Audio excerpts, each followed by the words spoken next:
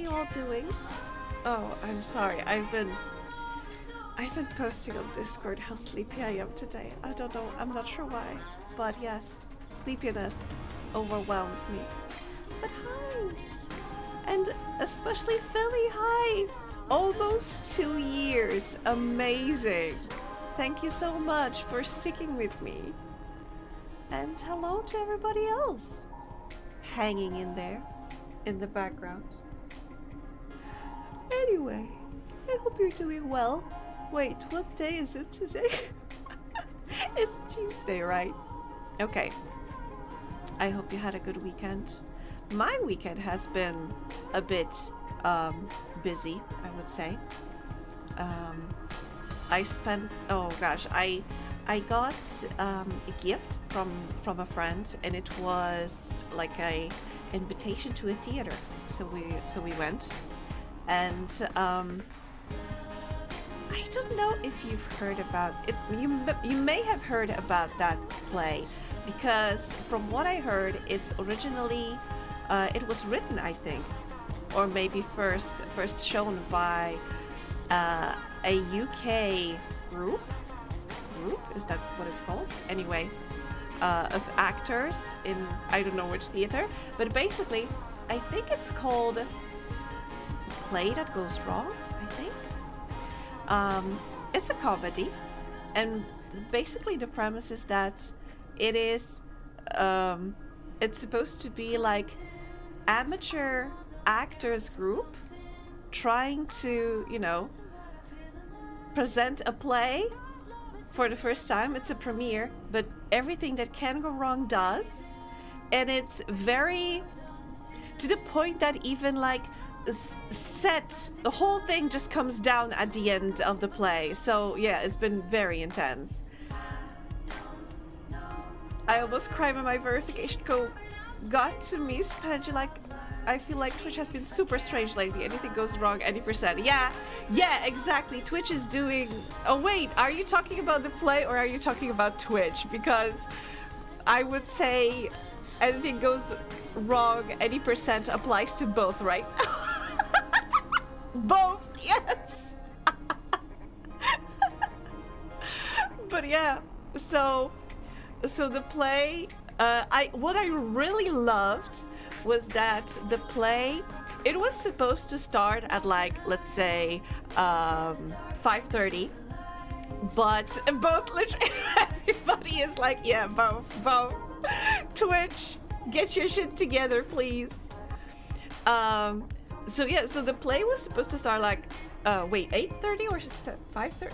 Never mind. Anyway, let's say it was supposed to start 5:30. But basically, the actors, you know, when you went to sit at the audience, the actors were just, you know, the curtain was up. You could see the whole set, and the actors, quote unquote, were walking around, and they were looking for something, and they said, and it was before the play started. It was the play was supposed to start 5:30, and this was like 5:15, something like that. So it was before, and the people were like still going in to sit at their seats, and the actors were just like going around and saying like, oh, if you see a dog, please let us know, like this, because he's like a part of our play. So what is this? Astria decided to give me a VIP badge at the door. I got emo. Why did you go emo? Because she calls them... Wait, what? What? Why VIP would be called... You know what? Maybe I don't want to know. Maybe I shouldn't be asking questions I don't want answers to, you know? And I should learn that with Homestuck as well, because usually that's how Loomis is baiting me. They say something like, "Ooh, this is totally like Vriska," and I'm like, how is that supposed to be? And before I catch myself, I am learning more about Homestuck against my will. You know, that is just my life. That is just my life. I should stop asking questions that I don't want answered to.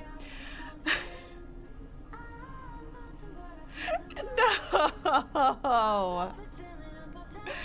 I mean, but Well, ding dangly do. Hello there, Angie. hi, Goodman. But I see Philly has a VIP badge, and it looks like a tiny diamond. I don't know what you mean. That's a diamond. You know what? No. Again, I should stop asking questions I don't want answers to. You know, because I'm afraid that if I keep digging this topic, I will receive like links with pictures of butt plugs, and I'm not sure if I want that. Okay. I don't want that. But oh gosh, but I was talking to you about the play. So the play started even before it was supposed to start, which was pretty funny. And you know, the actors kept like interacting with the audience. At one point there was like some prop missing, and the guy that was in the control room, which is like, it looked like an aquarium, you know, it was behind a glass, and it was supposed to be like soundproof, I think, glass. So he couldn't, so whatever he spoke, we couldn't hear it. And he was trying to like give, like, he was signing something to the actor that was looking for this prop, but the actor on the what is it called? Scene, I think, couldn't find it. So that guy was just, you know, trying, the guy in the control room was just, you know, waving his hand at something, and suddenly he started waving his hand at the audience. So we would tell the guy, the actor, where to find the prop. So we started shouting, and the actor turned to us, and suddenly he was like, "Ladies and gentlemen, please, you should you've never been to a theater, you shouldn't be talking to an actor when they are playing. Please, is this your first time?"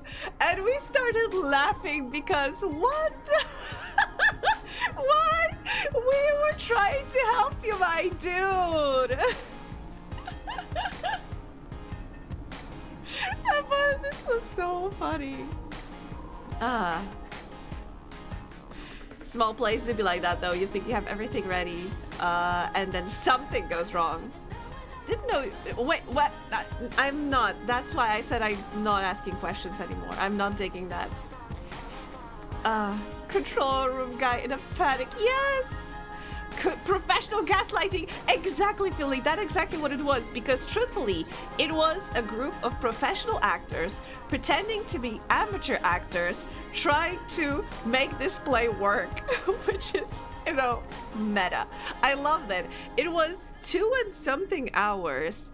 At the moment, it felt a little long-ish, but I had so much fun. It was so funny. And you know, because I said that at the very beginning of the play, they were just, you know, going between the rows of the audience and looking for a dog, quote unquote. And then during the play, I think it was like later in the play, suddenly a guy just, you know, rushes in onto the set holding a leash. And because there isn't a dog at the end of the leash, he is just, you know, running around doing dog sounds, like rah, rah, rah, rah, rah, rah, rah. And he's like, Winston, come down. And there's nothing.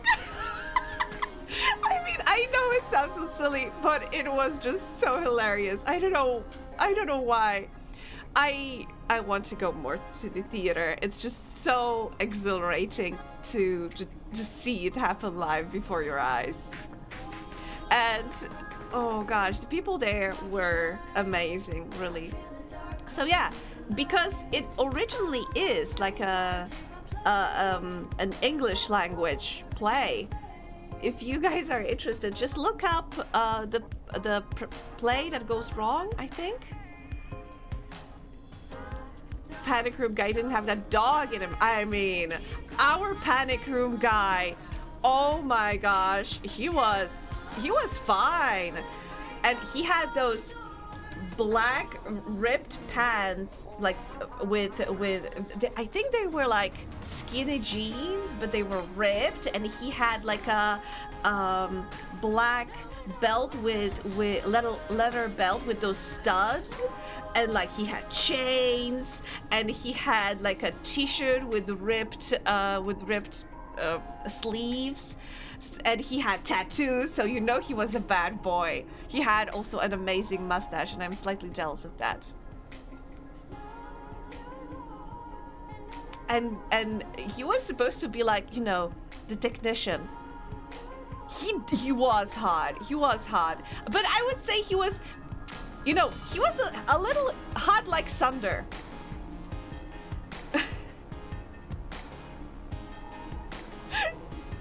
But the funny thing is, he was supposed to, that was also an actor, but he was playing he was playing the technician. No, technician. Technician, I beg you. Hi, Joe. But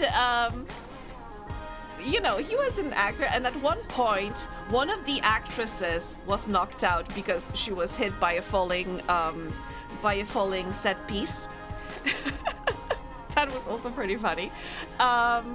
And so then what do they do? What are you gonna do? So they took the technician guy and they gave him just a script, and he was pretending to be that lady, and he was just the most like straight face, like, oh my gosh, they killed him.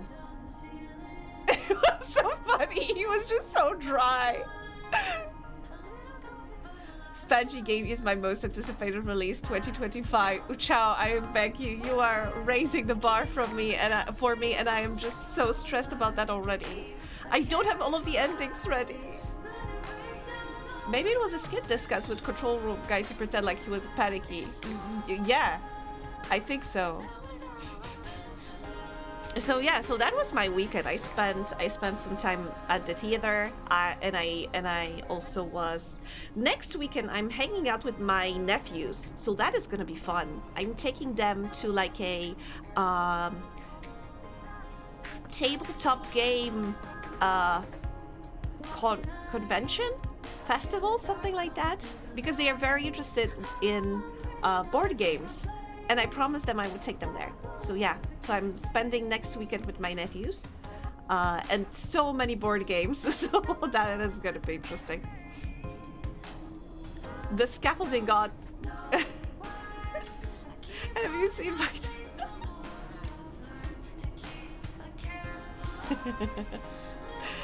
Thank you, Ishi. Oh. Make sure you get snacks and drinks, Spangy, because everything can get expensive at a convention. That is true, but I need to check the rules, because in some conventions they do not allow you to bring your own food, you know. On the one hand, I understand that it's supposed to be like security thing, but on the other, that is also something that they, you know, they want to bank on you being hungry and thirsty and buying their overpriced food and drink. So that is also pretty lame. But I'll have to check the rules.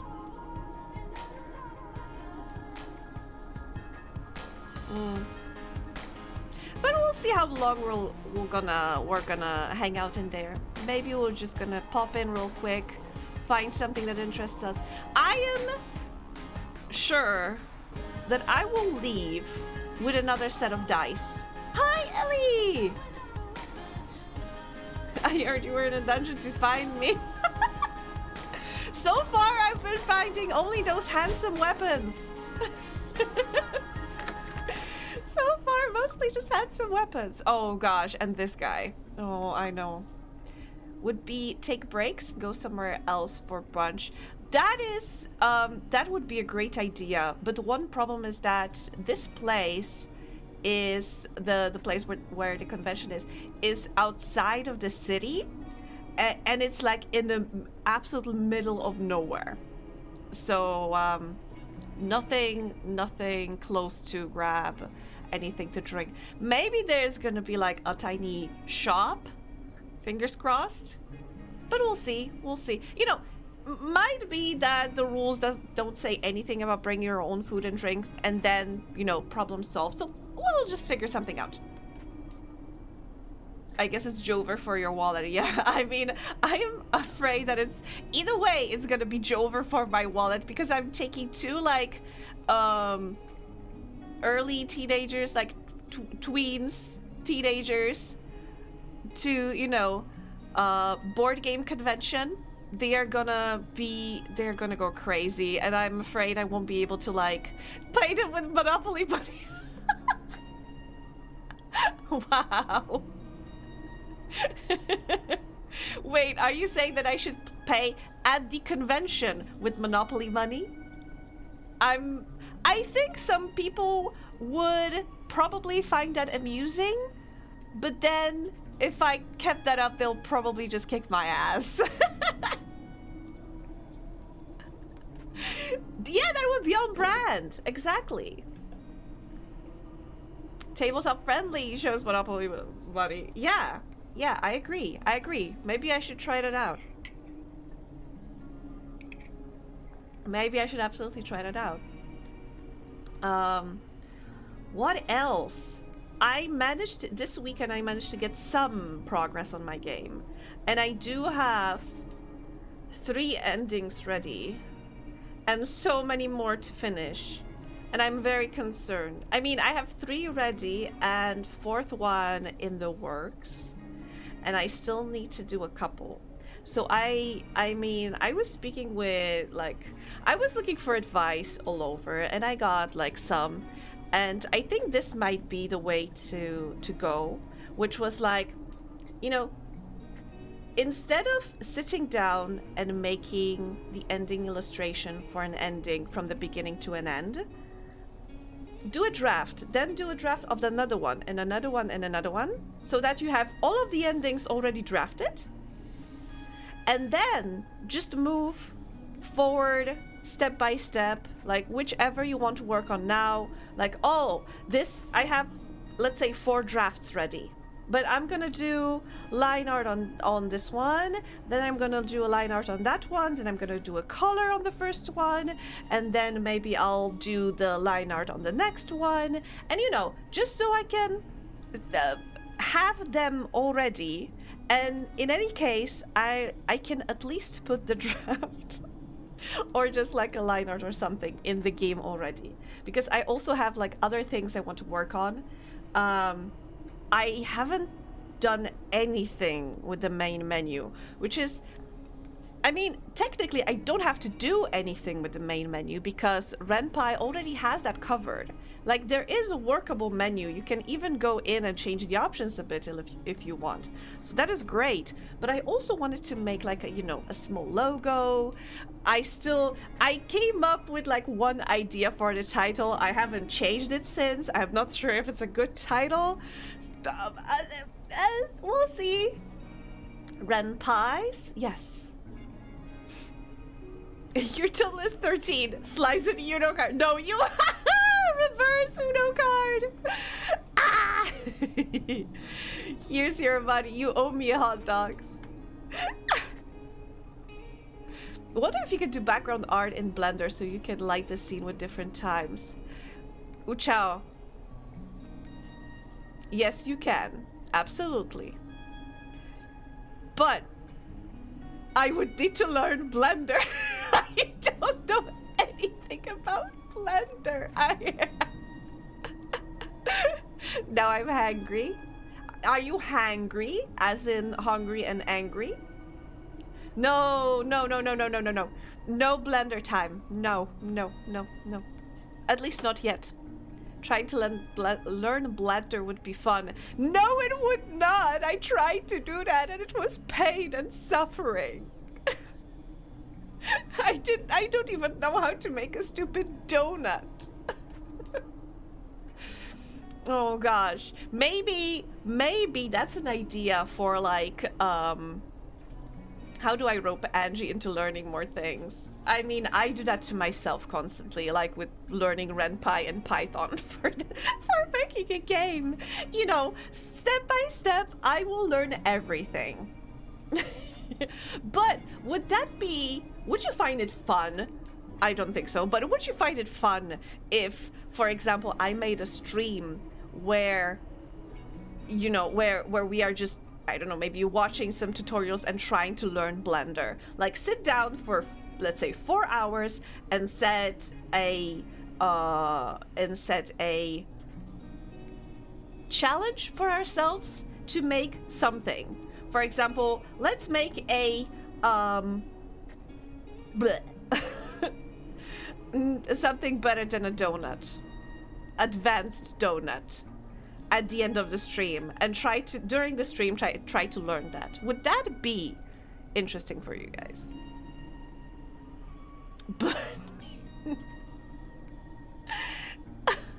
Blend me, Zaddy. Oh gosh.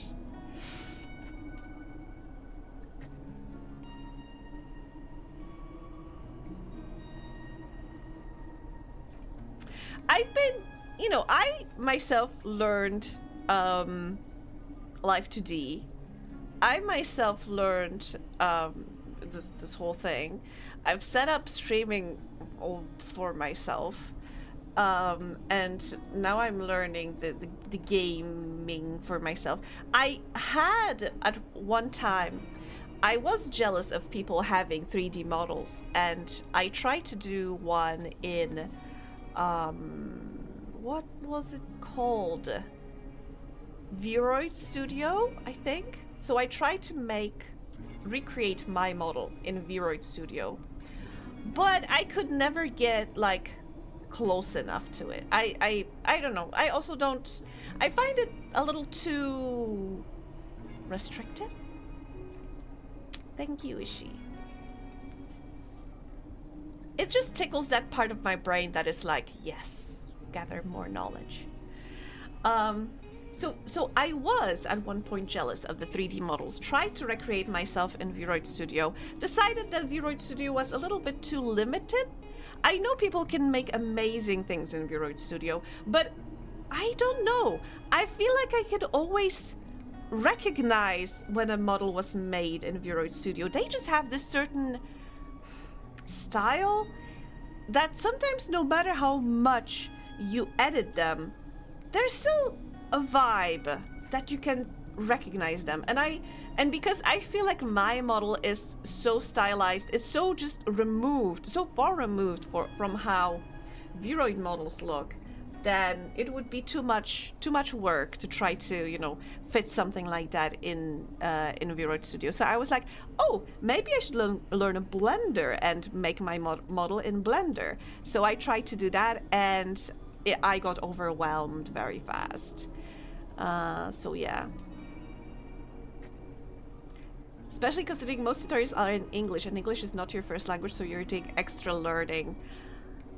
Truthfully, English is not my first language, but I feel there are days where I feel like I am better, I'm more fluent with English than in Polish sometimes. Guess you gotta learn Blender and do 3D modeling and textures and then rig it yourself. Yes, that was an idea, and maybe at some point it will happen. But first, I want to finish the game, but also then I want to work on making the game better. Like, I got so excited when I saw that you can implement live 2D models in Ren'Py. Instead of sprites, you can have them animated. You can have idle animations. They don't have to be static. It's so amazing. So yeah, VR edgy dating sim. That is gonna be like version 50 of my dating sim. It's gonna be, wait, there is this game. Recently there was the popular game that was also like, there was this one girl that, you know, through the different versions of the game, me something. What if your game is about main characters trying to make and sell pies known as Misa? Yes, we share a base. Wait, what? So many secrets we share. What do you mean share Okay, no. Stop asking questions you don't want answers to. Okay. Ellie, good news. I am working on a game, and I plan on releasing at least an early access version on my birthday, which is in 2 weeks.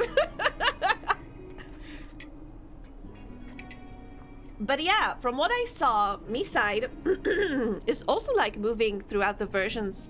Like you are moving between the versions of the game. Is the third dish in the wing and kebab.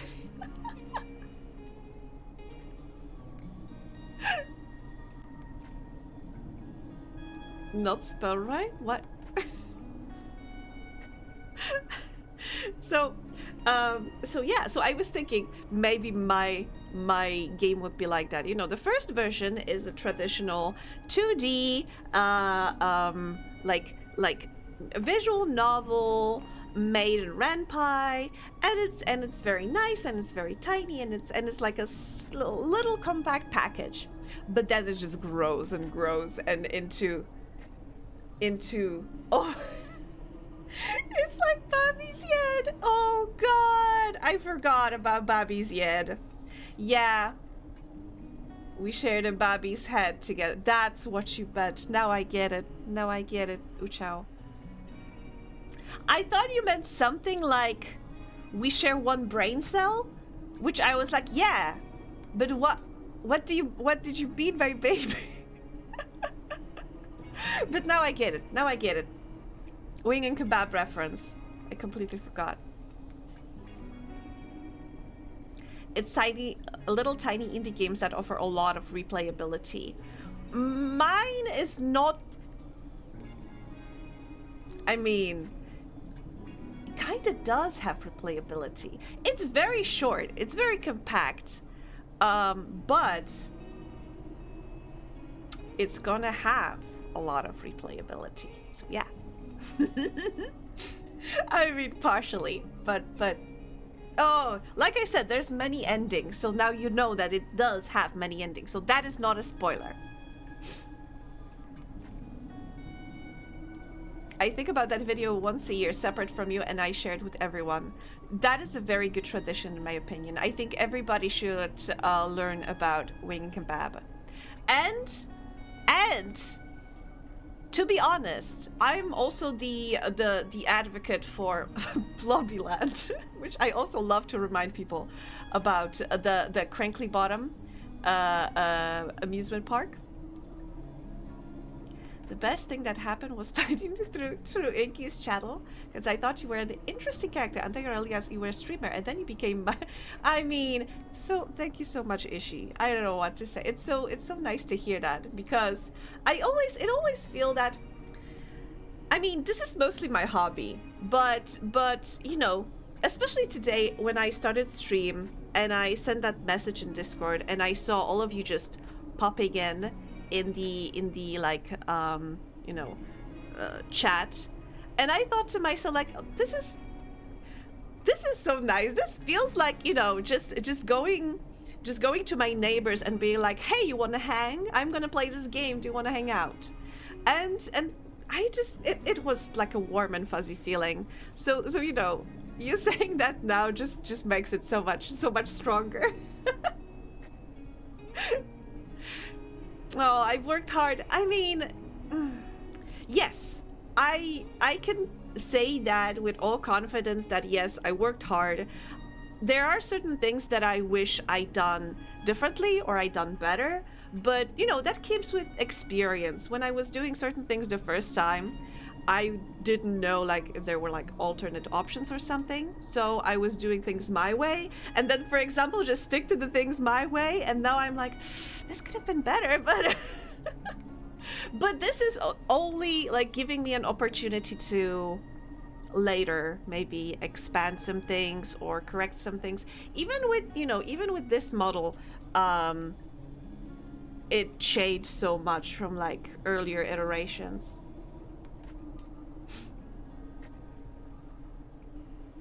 I don't tend to be a sucker if it comes from the heart. Oh my gosh. I think it's this game just making everyone so I don't want to say emotional. I don't want to say sappy because that also sounds bad, but like open, honest, and so wanting to give compliments or something. This game truly is therapy.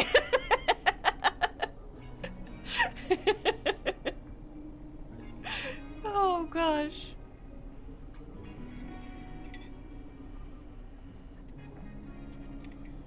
I just wanted to make sure you were appreciated. Thank you. I'm never sappy, I'm flirty with. Like, oh gosh, Ellie. I feel like sometimes everybody in chat is flirting so much with me. I get so flustered. I appreciate it. But also do enjoy seeing me flustered. Even now I feel like my face getting slightly like warm. Like I feel the blush creeping in. Ah. The OG flirts. Yes, that is true. I didn't want to make it a competition, like who was first or who was earlier or who is more like everybody has its place, has their place in my heart, so you know, it's just so it can get crowded here sometimes. Flusters are just a bonus. Oh gosh.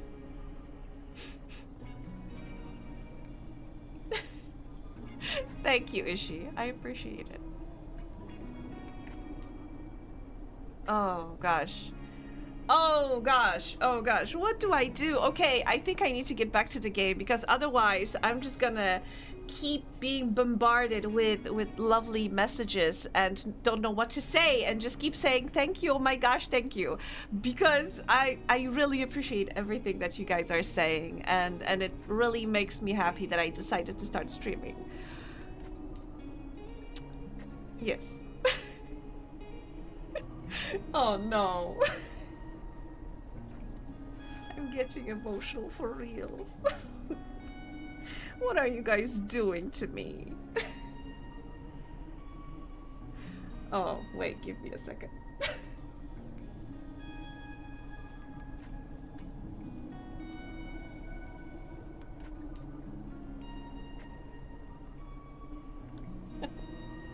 Ah! Needed to blow my nose. Ah, okay, I'm better. I'm good. I'm good. Hi, Mad! That dungeon looks way better than my room. I mean, you would know something about dungeons. There's so many in Pillars of Eternity. But yeah, wait, this is my apartment. This is not a dungeon. Dungeons are somewhere else. Let me show you where the dungeons are. Also, I hope you're doing well, Mad. See, there's the dungeon. There's one in this club, and there's another one in the college.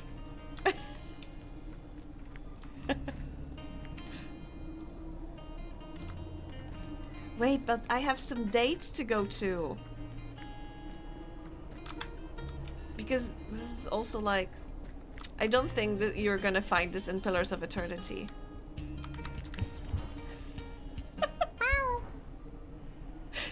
You find Pocket wandering outside the mall. You follow him until he stops in front of a pet store. He pulls something out from a hiding place under a bench and nudges it towards you. Did he steal something again? He gave me cat ears. Oh no! The cat is flirting with me! The cat ears look like they would fit you perfectly. Pocket's ears are perked up proudly. Ah, you shouldn't have. You think you hear a faint purring in response. Then his eyes wander to the pet store's front window. There's a display of pet mice and birds available for purchase.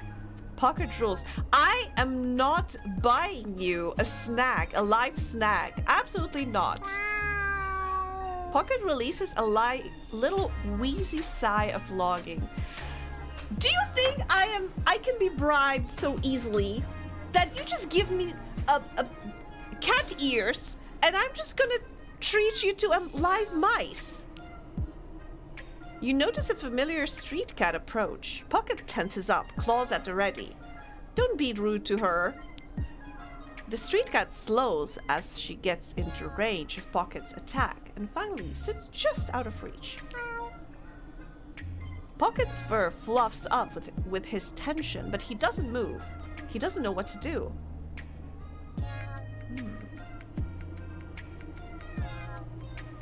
Think of the Smilodon. That is the saber-tooth cat that we saw at the museum. Don't back down. Why am I like encouraging him in the both situation? You know, but let's remind him of the saber-tooth cat. Your voice makes him startle and he jumps, panic in his eyes. The street cat steps forward menacingly. I mean, she looks more like that saber-tooth cat. Pocket loses his nerve and dodges between your legs, transforming into a weapon. The street cat pauses, staring up at you and Pocket. Her tail twitches. He's not a fighter! He literally turned into a weapon! What do you mean he's not a fighter? He's with me. Meow. Somehow it sounds like a solemn pronouncement of some kind. What is the cat saying? Huh? Olivia almost bumps into you on her way out of the pet shop. Hey!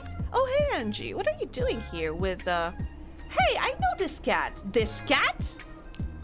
That's a Stardy, my old roommate's cat. What are you doing here, girl? She looks rough. What did your old roommates do to her? Mew? Olivia reaches down to pet her head, but Astardi slinks just out of range, ears flat. Yeah, she is not doing good. I don't think she is like... She behaves like a wild cat, so I don't think she appreciates human touch. She was a rescue and always moody. You mean feral? I mean, she is a feral cat. If she is a feral cat, a rescue, she shouldn't be let out, in my opinion. Go rescue her coffee! Mm-hmm. Yeah, she was always escaping. It was like she could magically teleport out of locked rooms. Poor kitty. She's probably just really strong and sneaky and smart. Yeah, poor kitty. She's probably just awesome. Or, I mean, maybe she's a magical cat witch leading a secret cat coven. Coven? Who knows? I'm not making that sound. Anyway, have a good day, Angie. I'll probably see you at Kick soon. Yeah? See ya. Olivia walks away and the Stardy watches for a moment before finally standing. So you're not a feral cat. You do have a home. I don't envy the person who had to make cat sounds like meow, meow, meow, meow.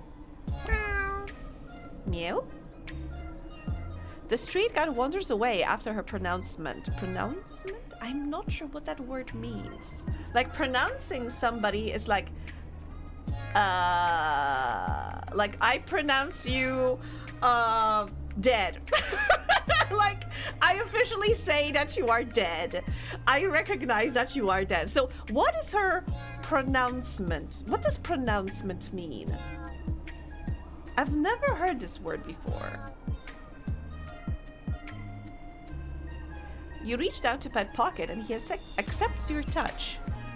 You're not sure what the street cat said, but something has changed.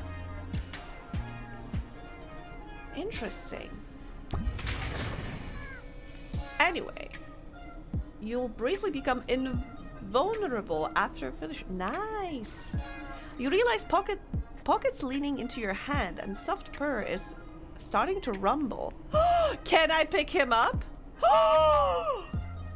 You scoop Pocket into your arms. At first his claws are 18 little knives, but soon they retract.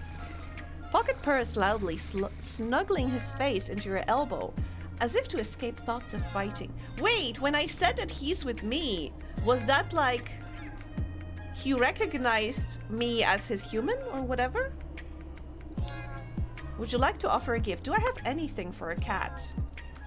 Chocolate truffles? I don't think so. Love letter?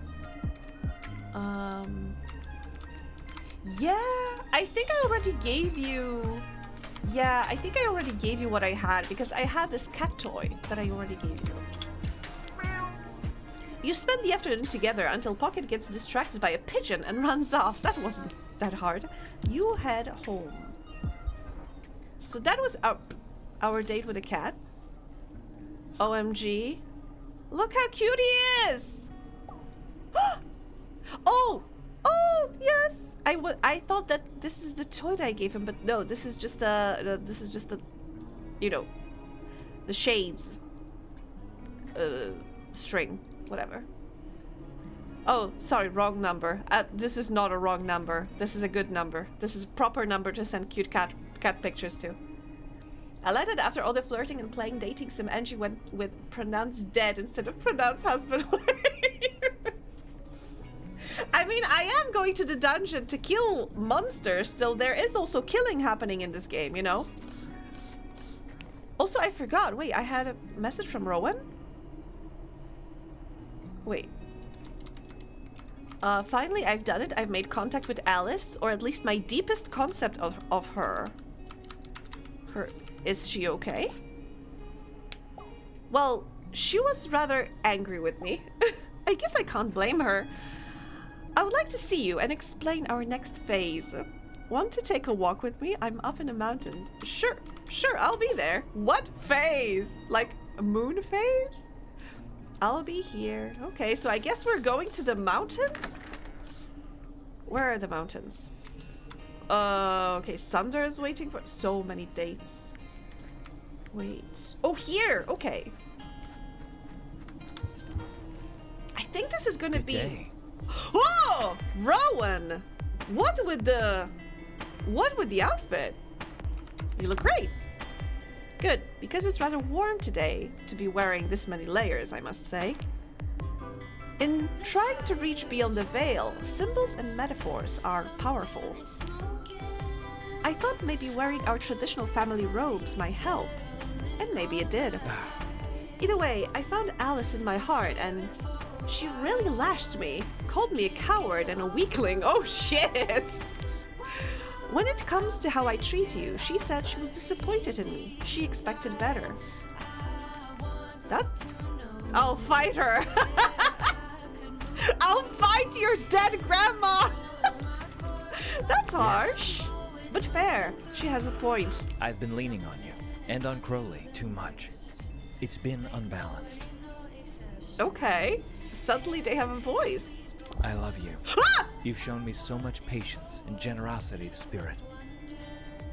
Well, thank you for appreciating it. And yet I've taken advantage of your kindness. I'm sorry for that. It's not right. I always call you in a crisis. To help me with grief, or with Crowley, or with everything. It's like I've treated you almost as a tool, a medicine, or a playmate. You deserve better. I have not broken up with Isaac yet. I'm now collecting other boyfriends and our other partners, you know. No, I was jump scared by love confession. I absolutely have not expected that from Rowan. Because exactly how they were treating me. From the beginning, it was nothing but like criticism or like, you know, distancing themselves from me and being a little bit snappy and everything like that. And I was sure that we would just get like, you are a great friend. So I did not expect to be said, I love you. Ah!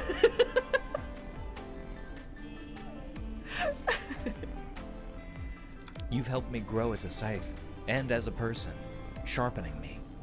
I want to do the same for you. Don't sharpen me.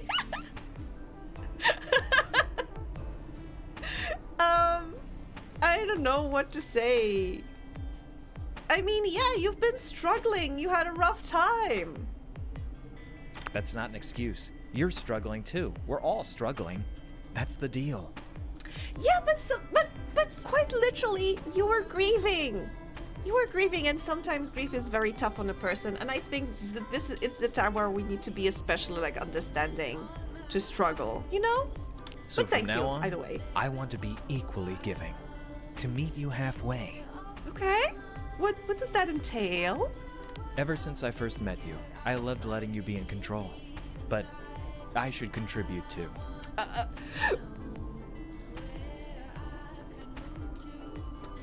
Wait. I love letting you be in control. Oh my.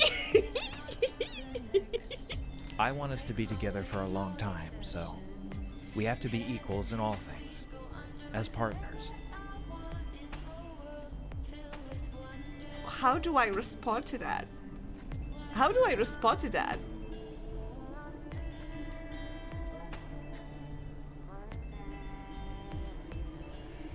I agree. Don't worry about it. We each have strengths. Kiss them. I don't know why when I saw this, we each have strengths, I thought we finish each other's.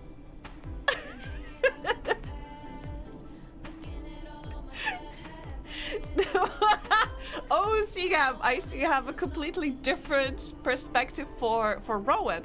Despite the fact that Rowan's house is quite literally falling apart. But, okay. Kiss? Kiss? Smooch? Okay, we smooching then. You share a sudden impulsive kiss. Crowley startles and clicks his beak. Feathers ruffled? Feathers ruffled! I'll take that as acceptance.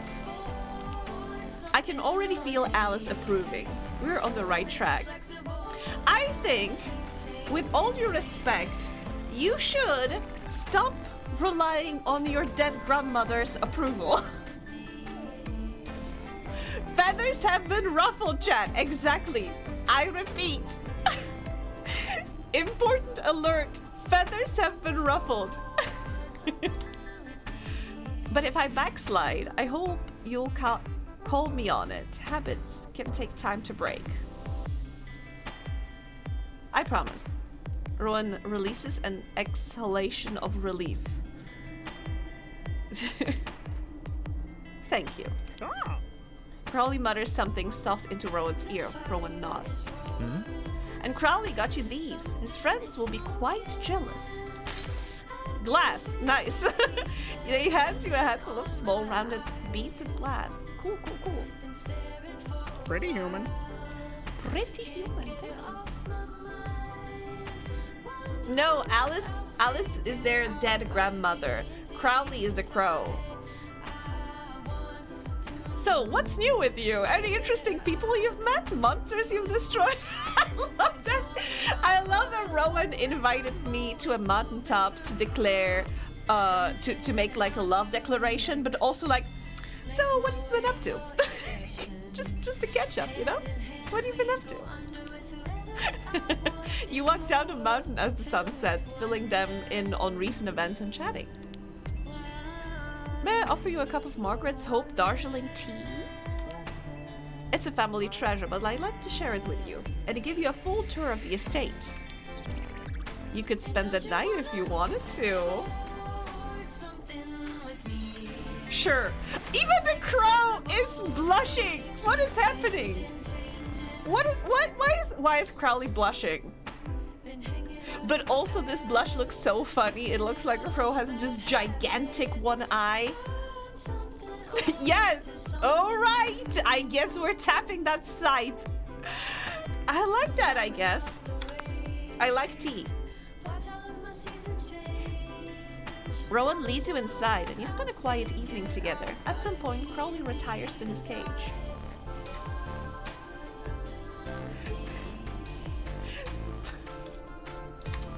Itchy. I'm not sure if I should be promoting that kind of behavior.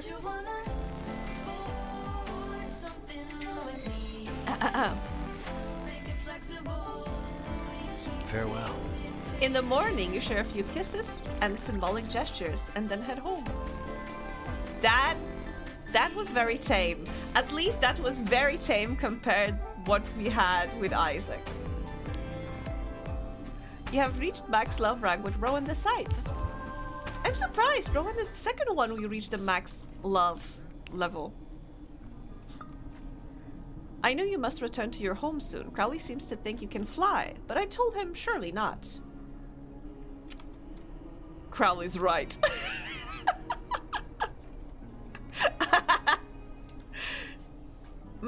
I can in an air. Should I allegedly? Is she being like maybe unless should I be straightforward? Yeah, I won't be joking at their expense, you know. I can in an airplane. Aha, of course, technology also has its uses. Not that it matters, really. The important thing is that you will be far away, for a time anyway. Our paths are forever intertwined. Definitely. I mean, considering that the first time I met them, they told me something about some prophecy and that everything that's been happening is my fault somehow. Yes, this was the start of our relationship. They blamed everything on me, even the death of their grandma. That was how our relationship started, and now it's like, I never want us to part. Yeah, that's why I was surprised by the love declaration. I hope it is our love that binds us more than wounds we take from that katana. I really feel like I missed a vital part of the story. Like, what? Maybe I should be more maybe I should respond? And also, so this isn't your steal? Is that that seems to be referencing to something that I have not done because I've been ignoring Eric. I would blame you for everything too if it leads to you. Oh gosh. Yeah, I hope not. I don't want to. That is too much responsibility, Ellie. I think the previous text of mine was a typo. I forgot. The wounds? Or which text was a typo? I'm not sure. Anyway. So this isn't your I don't know what's that referencing. So let's use this one. Not be whatever you're talking about. Yeah, I don't know what I'm talking about myself. I couldn't help myself. Don't eat too much cake. What? I think you're going to want to hear. Come by my shop and we can make trade. Hey, what's up? There's so there was such a huge backlog of messages. This is like 3 separate instances. God, okay. Don't send me things. Thanks for the... Wait, the rose was... Don't send me things. No need to thank me. A woman like you deserves appreciation. My business is doing well, so I'm generous. Come by the shop sometime. If you don't hate me. God damn! Wait, what's happening? I didn't click on anything! He just said come by my shop and suddenly this! I'll follow you till the day I die and the days they follow after. You stumble out of the dungeon. I was at my home, tired and sweaty, breathing hard. Your weapon transforms. Which weapon? Rowan, okay, hi. I'm glad we had this time together, but something's amiss here. Listen. A whispering hiss stirs the underbrush as the shadow shifts, slithering. Okay, that's new. I think unfortunately I should have interacted with Eric more, because that is the thing that I missed apparently. What the fuck? He's advancing towards you slowly. Hello again? What do you mean again? Stay back? The stranger smiles wildly and takes another small step closer. Your skin crawls. He raises his blade arm and swings it in an arc, narrowly missing you. The energy signature is bizarre. I'd like to study it, but I don't think it's safe. We should flee. Quickly. You split up and run into the night. Should we be splitting up, considering that I am, that Rowan is a weapon and I'm supposed to be a wielder? Like, the two of us probably, maybe could take on this one stranger? How rude of you to ignore him. Ellie, it is with my deepest condolences, but Eric in this game is a creep. So I'm sorry if you share the name with him, but he is not a nice person. Guy sounds like me getting a snack at 3 a.m. Oh gosh. It doesn't seem like he follows you, but you still lock your door behind you quickly when you arrive home. I hope that this thing has not followed Rowan to their place, because that would be bad. Ellie, I would also... Did you know that the Phantom's name in the Phantom of the Opera is also Eric?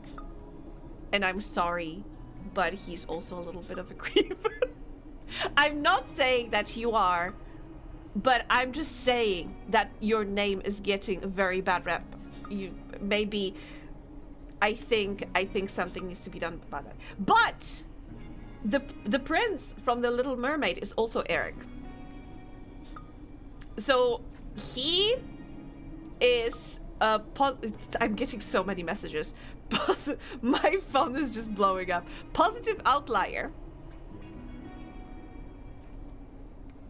The prince from Snow White also is Eric? I had no idea. I know that from Sleeping Beauty is Philip.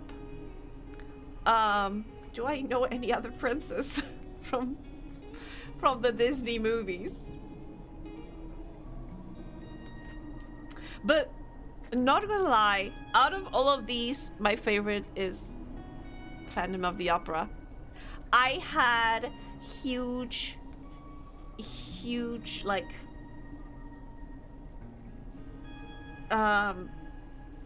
I was crazy about Phantom of the Opera in high school. My sister reminds me about that still. Which I counter being like, girl, you had a Bollywood phase at the same time. So there were like two musicals battling each other. Maybe not two, multiple musicals, but I was just listening to Phantom of the Opera and she was listening to all of the Bollywood movies. Okay? Eric is not the Rizzler. I mean, I don't know. I found Phantom quite hot.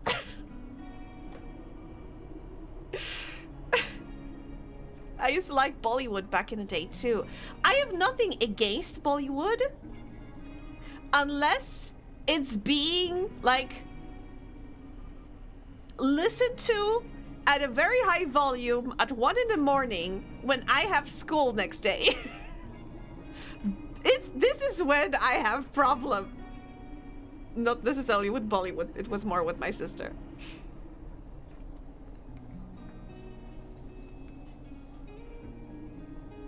Bollywood is just too much energy for me. That depends. I do have quite a few movies that I like. But also, hi Blake! Welcome back. There's also this one movie, I'm not sure if it counts as Bollywood. I'm not sure if Bollywood is like a specific type of this very romantic musicals with so much drama. But there's RRR.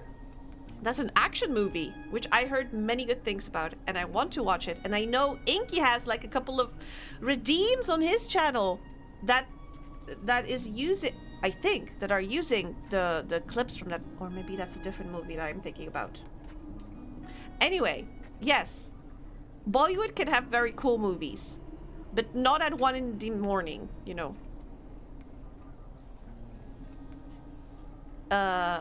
I've only enjoyed one classic movie that had a segment about lemons. What? Classic movie about lemons? Hi, Auntie. Hi, Lewis. Wait. Classic movie? What do you mean classic movie with a scene about lemons? Oh god, when you say a scene about lemons, the thing I can think about. I'm not sure if I want to say it on stream. Did you start a game yet? Yes, and we even had a huge like story development. We managed to get max out Rowan. I also responded to one message by Eric and was spammed. No, 2 messages by Eric. I responded twice and got spammed with messages from him. And then we had a cutscene, and then their monster appeared. And now my phone is just going crazy. Everybody is messaging me. Mom, Jesse, Eric again, of course, Rowan, because. Yeah, Rowan was with me when we encountered the monster. God, Blake, no, that's what I was thinking about. I was thinking about Lemon stealing horse. God damn it! When Ishi said, oh, the one scene with lemons, I was like, don't say Lemon stealing horse. God.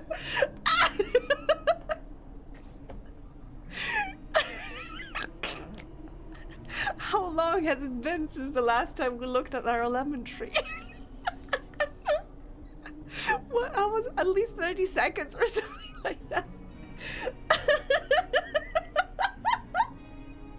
God, I love that video. I can't deal that it's an intro to porn. I can't believe it's just art. I hope that's not the movie that Ishi meant.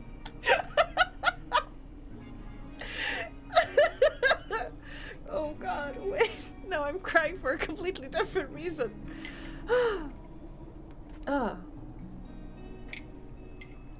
Okay.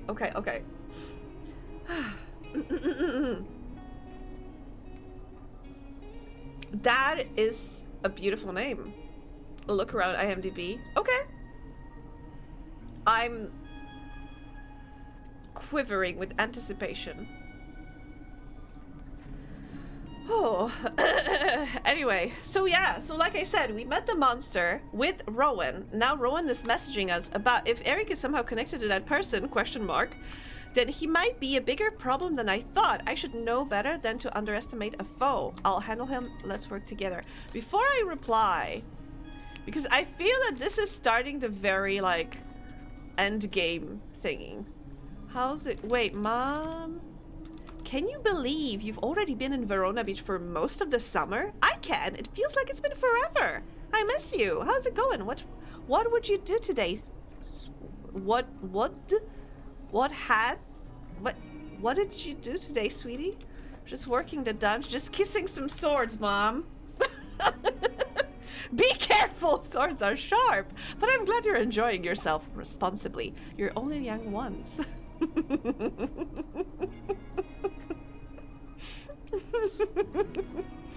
My mom is reminding me of, you know, safe smooching. Summer's almost over. I can't believe it went so quickly. Wait, what? You forgot you're only here for the summer. Wait, what? That apartment lease is almost up and you have a flight home soon, remember now? Do I have to go? Well, yeah, your mom would kill me if I let you become homeless. Anyway, I have some news. You're probably busy, but Egg's been acting even weirder than usual. And there were weird lights and sounds inside. I think maybe he's up to something. I don't want to know. Even if it might hurt someone? Come on, cuz, your mom raised you better than that.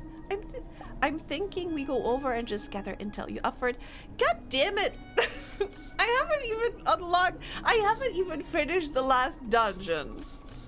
I'm sorry, the last dungeon. Let me just go. You don't have to worry about any points of no return. There isn't actually any time limit, even though they are mentioning about the end of the summer. Really? Because that's stressing me out a lot. I'm like, no, I don't want to leave. And he's like, oh no, you'll be homeless. That sounds very like final to me, you know. You have the tickets, you have a flight home. Tickets bought and all that jazz. God damn. Stress me out too a lot, yeah.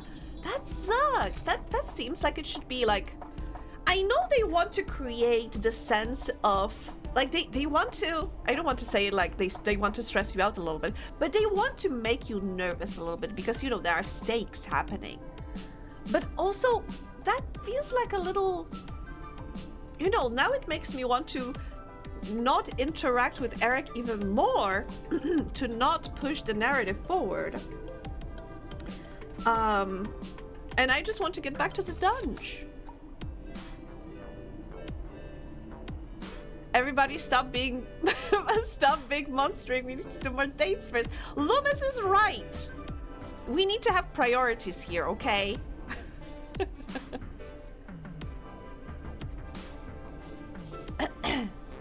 The only thing you have to avoid to keep playing is going to that shop once they bring up fighting the katana. I don't know if my message is now meant about fighting. It's just let's go and check it out. I suspect it might be with the fighting. So I want to go to the dungeon a couple more times, okay? Before we do that. But thank you, Blake, so much for for support here. You meet Leah at the entrance to an upscale athleisure boutique. Isn't it nice to have a day off, Angie? No angry skating parents. No stale Zamboni air. She laughs, takes your hand, and leads you through the store. The racks overflow with fine fabrics and avant-garde sportswear styles from the newest designers.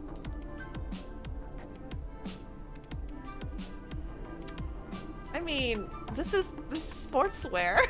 Like, is it like high-end yoga pants? I just never went to his shop. Not a problem. You do still have to meet Holmes. Yeah, exactly! That one person! Classic was a goddess and she's still making Bollywood movies to this day! Ooh. Wait, but what do you mean she was a goddess? Like an actual goddess? Or is she like, she's been doing Bollywood for a very long time? What do you mean? But yeah, please, you could visual, okay. You could like post a link to that movie you mentioned in the Discord, so I'll check it out after the stream. Oh, that was easy. This is my happy place. I come here to forget real life. Can't get enough mall? We haven't been to the mall. I love shopping too. Luxury feels great. For me, it's more that the luxury labels get to do the most For me, it's more that the luxury labels get to do the most experimentation. I come here to get design ideas. Would you like to offer a gift? What can I offer her? Probably roses would be appreciated.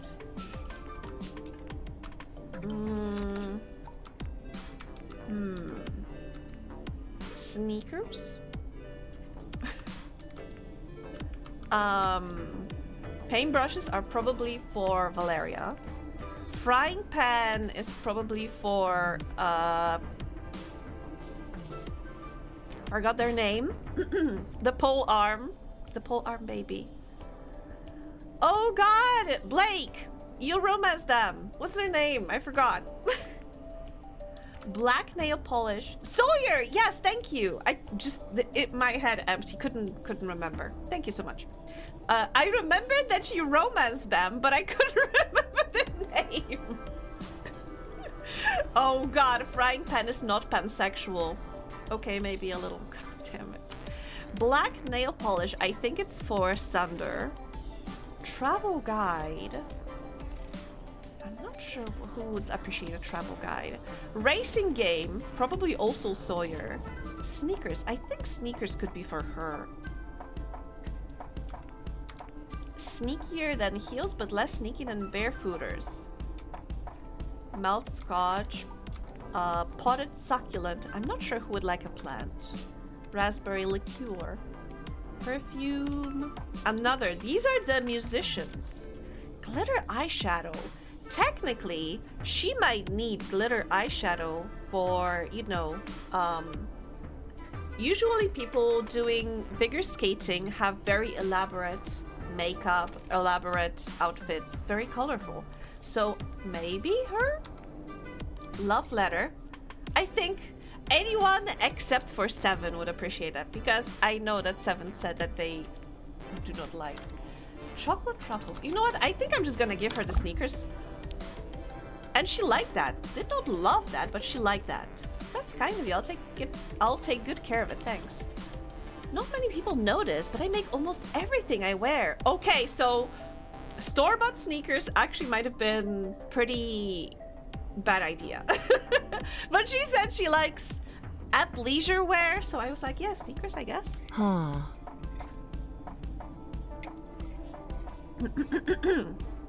When things get rough at the rink, I go home and lose myself in the weaving of my sewing machine. Wait, but there was also something about gloves? I think she made gloves for Valeria. Okay, this is it. I'm going to say it out loud. She takes a deep breath. Sometimes I think, what if I were a fashion designer? Wouldn't you miss skating? That's a horrible answer. Fresh starts are hopeful. Your clothes are beautiful. Thanks. I'm definitely not afraid of hard work or learning new things. And although I appreciate a compliment, I don't know I like modeling. When we were competing, sometimes we had modeling contractors for sponsors. Contractors? Whatever. Sawyer is such a cute sweetie and Holmes is... Okay, no spoilers. I want to see them for myself. We're gonna go to the dungeon after this date.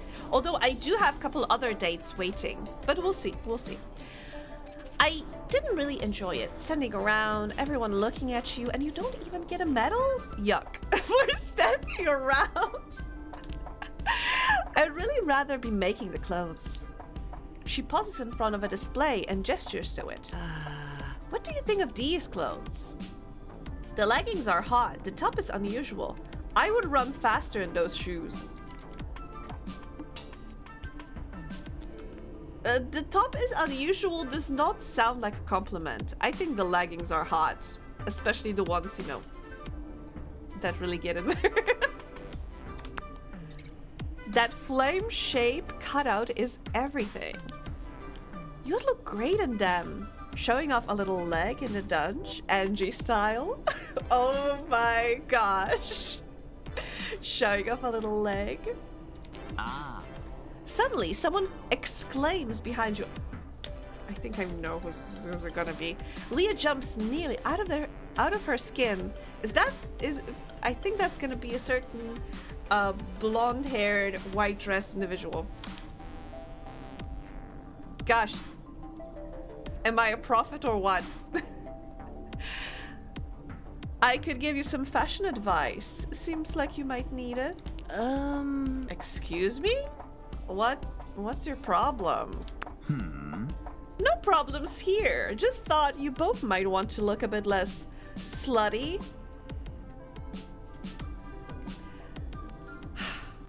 I want to like do a spinning kick into his face.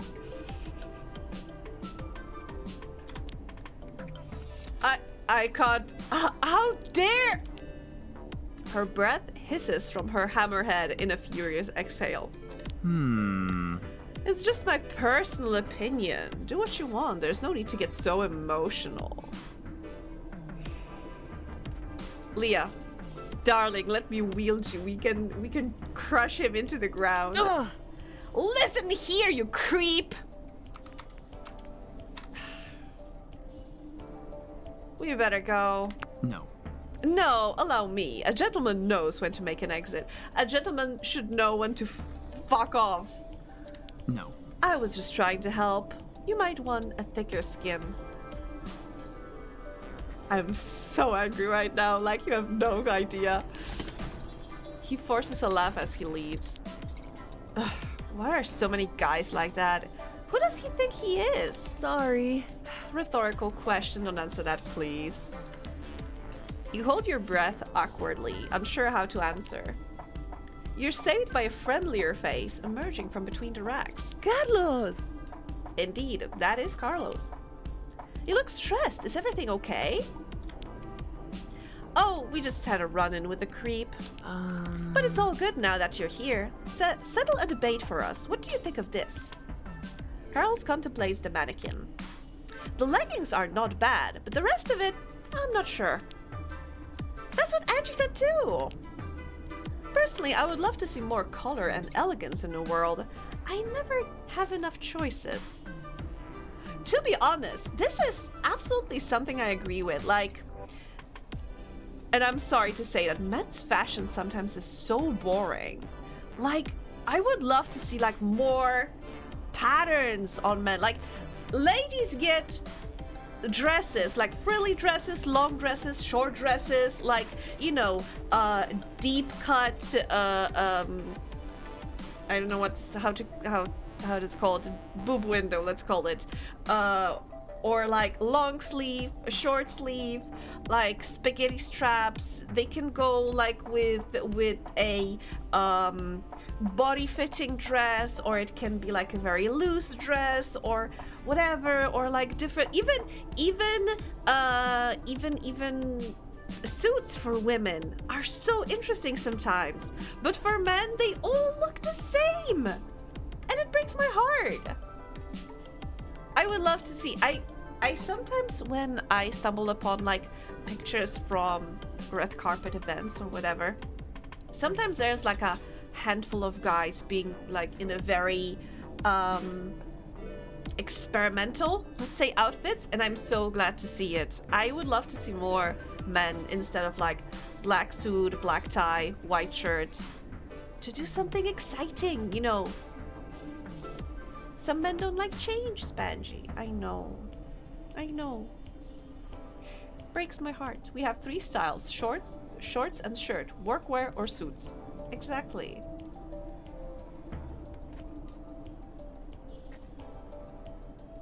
But yeah, Carlos, you are decent. However, it's still a little weird that you're here, considering this is a second date I have with Leah that you decided to crash.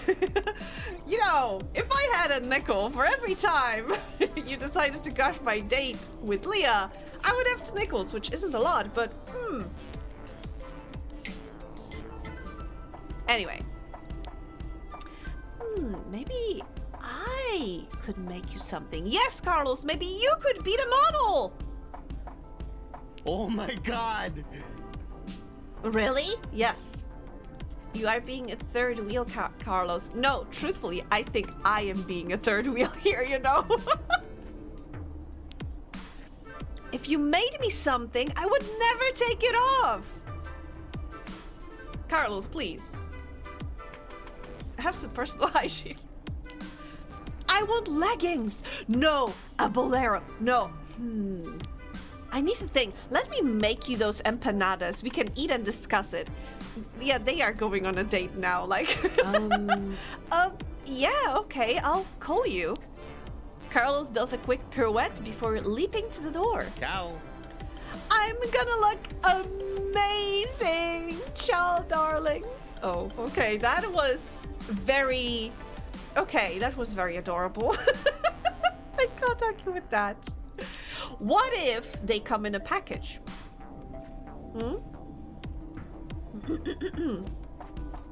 Welcome back, Sigam. You are an unexpected matchmaker? Maybe? You both wave goodbye as he rushes away. Leah sighs, browsing the jackets with a wistful look. Carlos is so naturally buoyant.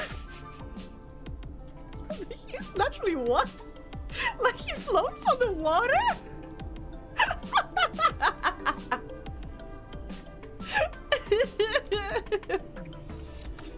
What? Hi, Auntie. Hi, Sigam. I would love to be. I wish some of that would rub off on me. I would love to be happier too. You deserve to be happy. He's a bit much. Simple happiness isn't everything. Simple happiness isn't everything. I mean, I would love to be happier too. Like, two depressed gals just looking at each other.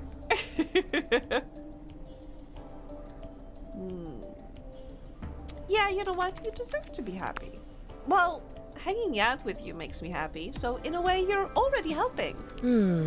I've just been thinking, what am I teaching my athletes when I show up to the rink miserable? Because of me, will they think work is the only thing that matters? Me and their parents too? Maybe I owe it to myself to explore this fashion thing, just because it makes me happy. Or at least out of spite for guys like Eric. I definitely don't want to end up miserable like him. Wow, just thinking about it feels almost dangerous. Forbidden! Leah leans in closer to you. But I know one thing that would make me happy right about now. Oh god, are we smooching? Want to go back to your place? I have to say, ladies in this game are very straightforward. This is our what? Second date?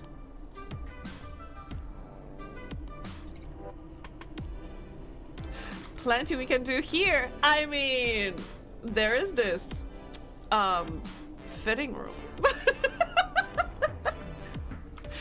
Let's keep track. I'm getting ideas. You could go through my my closet and we can do some, I don't know, clothes fitting. To be honest, we are ladies here, right? I mean, me and Leah, assuming we are ladies. This is something, I don't want you to get ideas, okay, but this is something that I would do sometimes with my friends, where we would just go to each other's place and go through the closet and just, you know, look through all the stuff and try each other's clothes. Like, girls do that, right? Angie, the Bible specifically says third date. God, I've seen like my friends naked so many times. There's just no problem with that.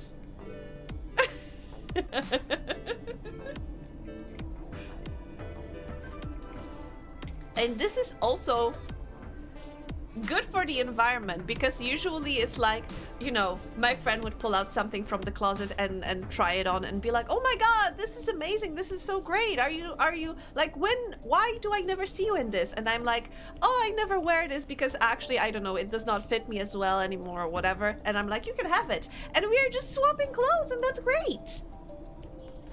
That is just great. It is good for the environment. I highly recommend it. Just swapping clothes with your friends. That's what friends do, right?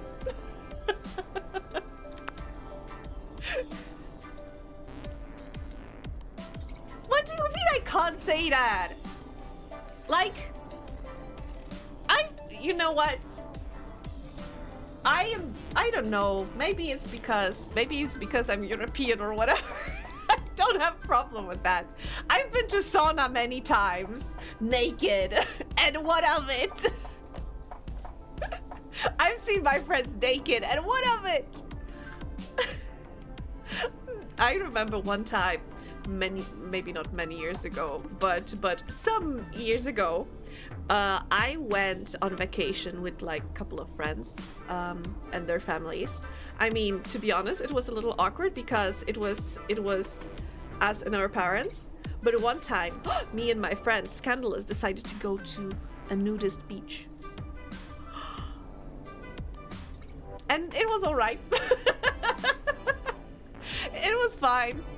Nothing too scandalous happening there.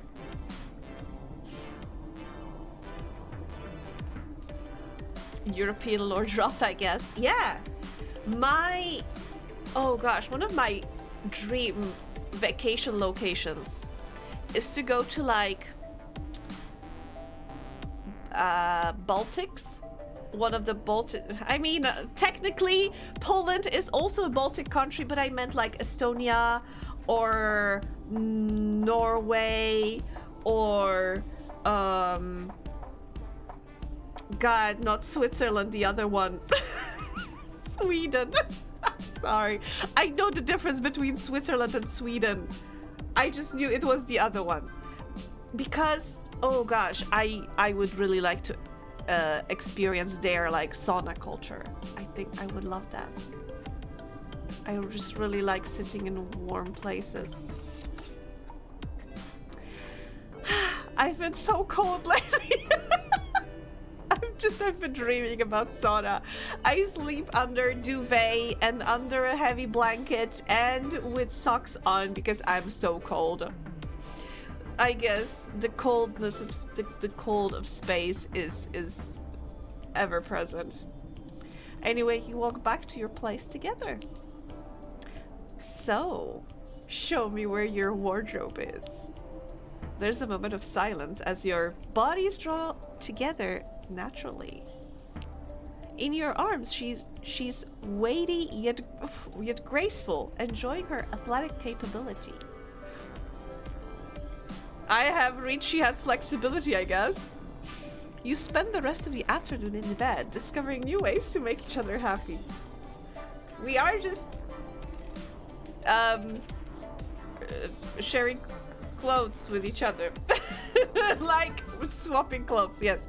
When it starts to get dark out, Leah heads home, murmuring a goodbye in your ear.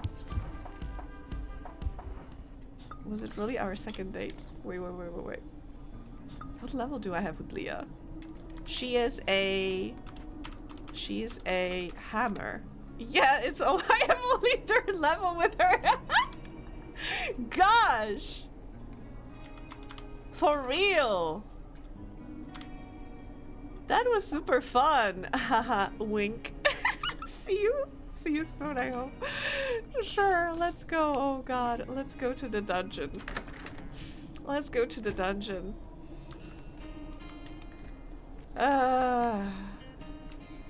Okay, I have a date with Sunder to go to. I probably, if I visit the shop, the Eric's shop, we're gonna trigger some very important event. So I'm gonna wait with that. So let's go to the dungeon with... Okay, we leveled up. You know what? We haven't went with Valeria in a while. Which floor? The 6th floor.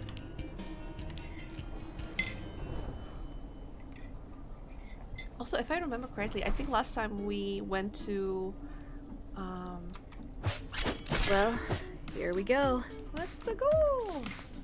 Ow! Ah! Okay. That was a little slow on the attack. Trading Pokemon. Yes! What did you think we were doing? Wait. That reminds me of a video of like 2 trans girls like turning to the camera like, oh, you want to come to our room with us? Oh yeah, you want to see what we're going to do there? And they go into the room and they are like, we're gonna play Warhammer.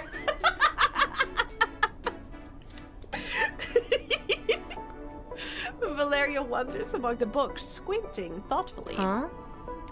Is that? No. Wait, but maybe? No, not quite that either. Can I help you? I can roleplay as a librarian. Huh? Oh, sorry. No, I'm fine. We can keep going. It's nothing. I just wondered if they have any Baudelaire laying around. probably, but not here. I don't know if you've read much of his poetry. It's very real, yet ethereal. It was really important to me when I was young. Well, younger anyway. It helped me look at art itself more critically and to be more bold with my feelings on the canvas. It gave me confidence in a way. Do you have a book or author like that? Yes. Lots? Do I have lots? Which authors? Getting quite the headache. It was fun seeing everyone around. Oh, Ellie, I hope you feel better. You know, take care of yourself. And yeah, if a head hurts, then yeah, probably turning away the screens is a good idea.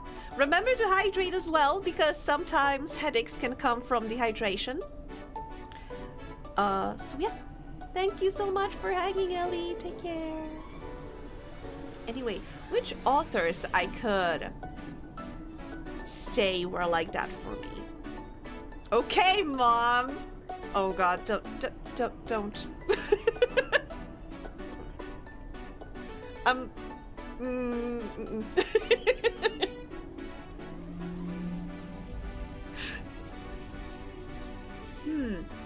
You know what? I feel that Dune is that for me. And also the Foundation. Quite a bit.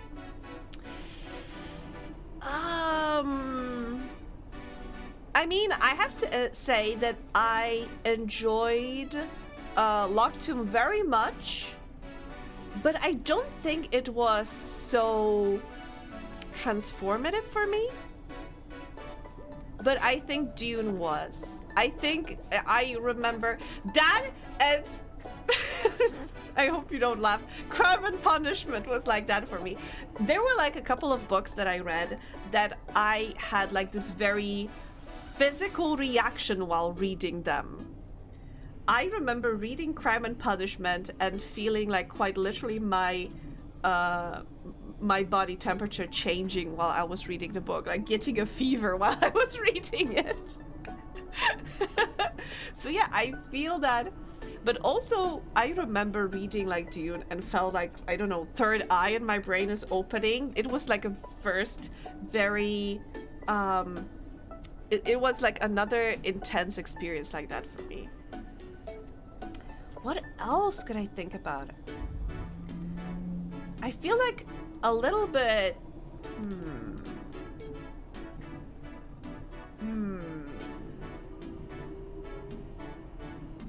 I want to say Ursula Le Guin. I'm not sure how to say it in English. I had that with War and Peace. These books were amazing. And another, you are gonna think that I'm so weird.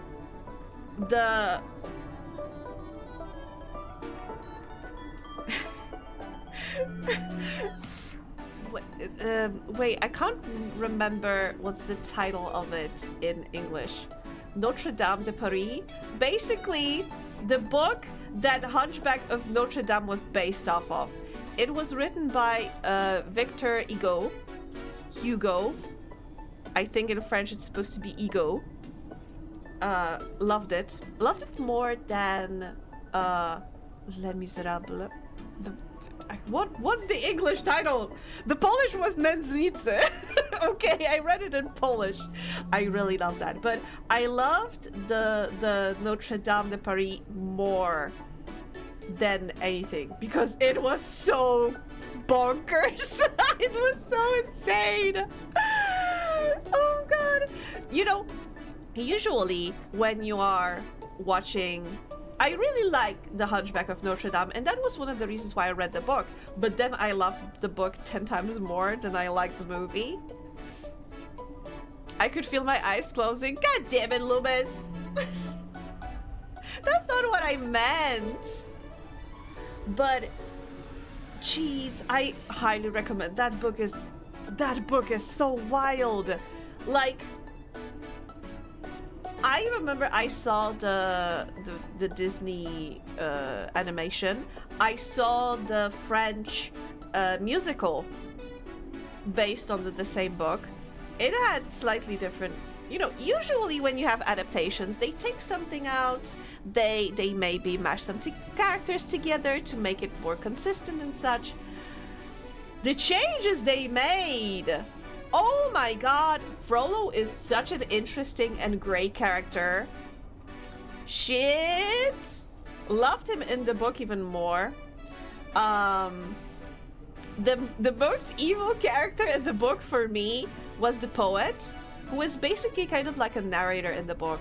And I was surprised to find out that the goat is not just an animal side character that Disney added as they usually do. It is in the book, and it's a pretty important character. And it's very closely tied to the poet character, which disturbed me a lot to this day. Disturbs me. Anyway, yes, lot. Okay, I'm answering lots.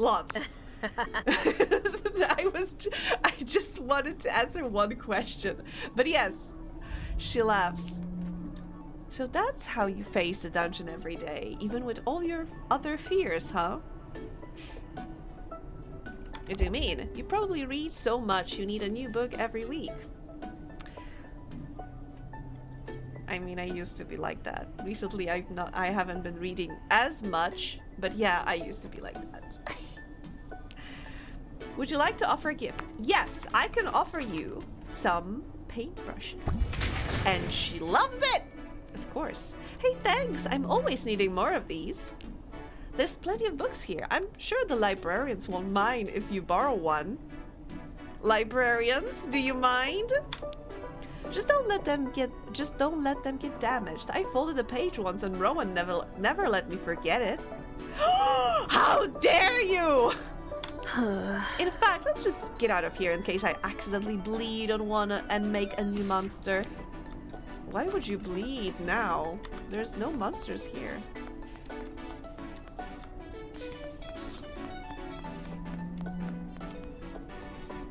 That is kind of what library is for. Bleeding? Or borrowing books. But I think you need to borrow and inform, you know, the librarians that you're borrowing and not just take one.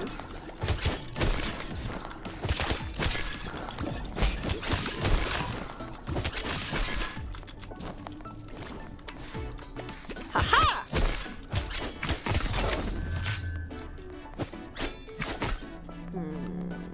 Oh. Treasure. Yes, please let us know. Half of the chat room is welcoming me to the chat. What? What? You why, Philly? I haven't noticed what I collected. Ah, doesn't matter.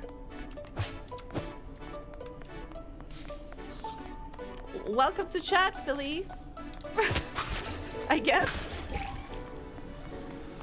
I'll join the welcome train. There's no enemies here. Suspicious! Suspicious. Ah! Oh god, teleport! Oh, it's just to the other side of the room. That's fine. Oh, I was worried it would send us somewhere else. Batnet or Twitch's race. Ah! God damn it!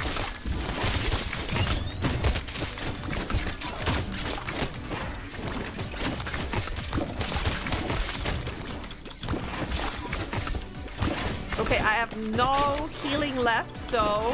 Oh, cautious! Okay, another one down. Oh, God damn it! Okay, 2 more down. We surviving? Whoa. Okay. Oh God! Oh. Oh. Okay, surviving. And not get into the fucking temple. And not get damaged, please. Oh. Stop it. Oh. We did it! Survived with no health potions left, but we surviving. Okay, this is the exit. But I missed one room over here, so let's get back there. Um, in case there's some secrets, more money or whatever. But we also already leveled up. Oh. Ah! We already, oh god damn it, leveled up our, oh we're gonna die. Relationship with Valeria. So, god, I'm still gonna die. Oh, we made, god damn it. Get up. Go on a date with her when we leave. So that is still fine. I just wish we had like progressed a little bit more because you know, I want to find Holmes, that one person that I haven't unlocked yet.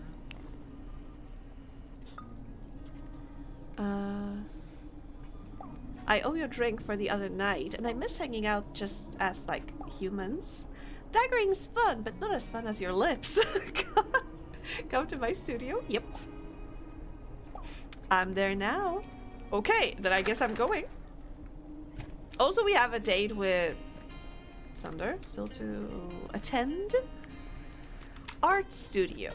Art studio. Jake is at the studio talking to Valeria when you arrive. Hey. Hey, Angie. Valeria gives you your hand a squeeze and doesn't look away from your eyes when she says, Say hi to Jake. Say hi, Jake. Huh. Hi, Jake. Valeria glares at him till he drops his gaze. I thought we were going to try and be friends with each other. I saved both of you at the museum job, didn't I? Should come for something, especially since I wasn't invited. Yeah, truthfully, he supposedly is also part of this Roses of Venus, and you have not invited him. Ugh. That was my decision, Jake. You must have expected it with the way you've been acting. I'm a Rose of Venus Valentine. Why are you calling her Valentine? She's Valeria. You should have told me about it. There's a moment between them. You almost feel like you're intruding. Yeah, again, I'm third wheeling in my relationship, apparently. You're right. I should have said something. I just wanted to show Angie what we do, though it turned into a disaster. Fewer cops next time? Fewer cops next time is actually our motto. Well, it isn't, but it should be. Jake shoves his hand into his pockets and clears his throat to catch your attention. I have something to tell you, both of you. Huh? I spoke to Jess, my sister, and she wants you back, Val. I mean, I'm gonna stay silent, because that is not a question to me. Jake eyes you curiously, as if expecting you to interject before continuing. Not as what we were before. As partners, she wants us to be Roses of Venus again. You, me, Jess, and her too. Me? But I'm not an artist. It takes a moment before you realize he's gesturing at you. But, I mean, why would she want me to join? She doesn't know me, I think. You look at Valeria and she looks as shocked as you feel. What? You're sorry, this isn't her, it's Jake. What? You're important to Val, and you can keep a secret. Jake grins his sharp as a knife grin and cocks an eyebrow. Wait, so is he saying they're accepting me to their polycule? Because you guys were a throuple before, from what I understand, but Valeria ran off. Oh god, his smile is... Yeah. Yeah. So anyway, what was I saying? So yeah, you guys had a throuple, and now basically Jake is saying that they want this thing to be back together and want to include me. Yeah. So what do you say? Want to join Roses of Venus? I'm not sure I'm qualified. Oh god, my dear. So what do we want to join an illegal artistic group doing graffiti by night and apparently being a polycule by day? What do you say? I'm gonna give you a moment because honestly, I've been drinking a lot of water and I need to take a break. So, I'm gonna leave you with that for a minute or two. Should I set up a poll? I'm not sure if I should be setting up a poll. I'm just gonna ask you this and you tell me, what do you think? Should we join the Roses of Venus or not? And I am going to be right back.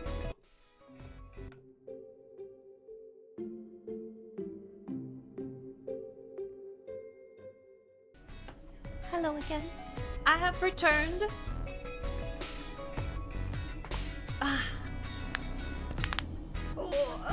That was good. Thank you for the stretching, Columbus. Also, have you decided? Should we? I am not sure. This feels weird to me. I mean, Roses of Venus is a 3-person deal so far, and I've been vibing with Valeria, but Jake was being a little bit of a... He was being a little creepy, and he's being a little, not very nice. And I've never met Jess, so it feels like I'm vibing with one part of the 3-person deal, and they want me to join them. I'm not sure where that comes from, and that feels a little sus. I mean, my first instinct is to say no. I'm worried that Valeria will be disappointed, but then again, I mean, I would love to hear what she thinks. Because, he's asking me, but did he ask Valeria what she thinks about that? And because if I say yes, am I pressuring her to return to something she does not want? I think she should be the first to react. And also, sorry, I have, what's it called? Wafer rolls? It's written on the package. With, hazelnut cream. To get my sugar a little higher. I think I'm gonna say no.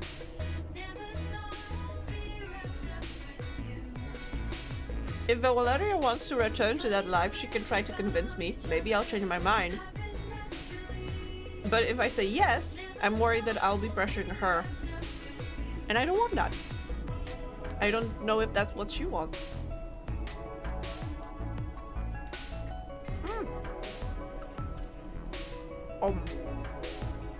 Delicious. Okay, one is enough. One is never enough, but I need to control myself.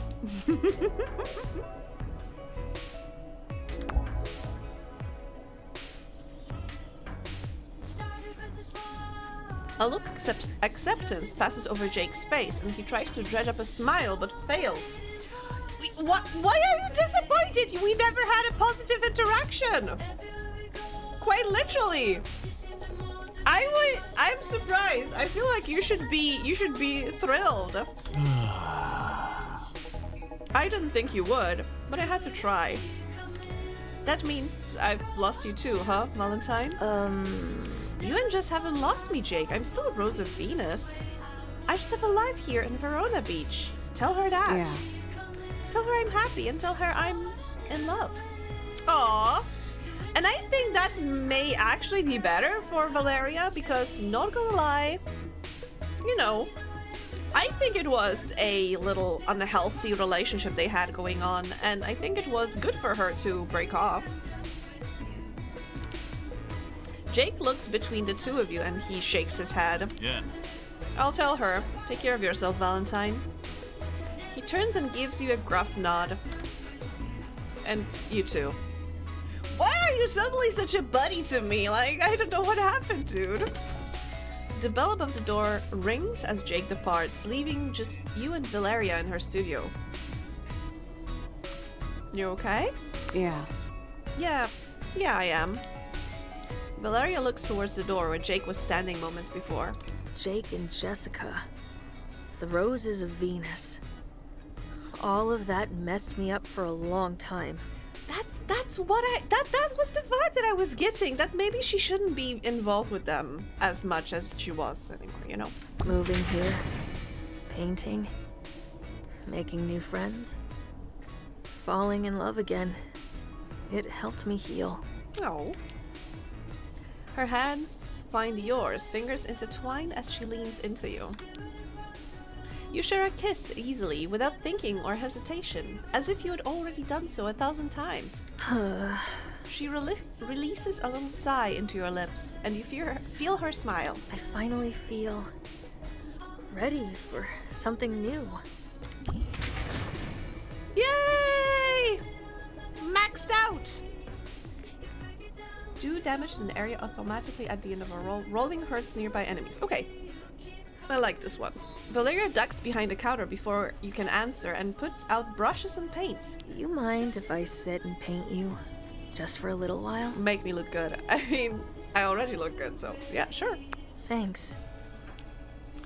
You sit for her, watching as line between Valeria's eyebrows crinkle in concentration. Paint me like one of your French girls.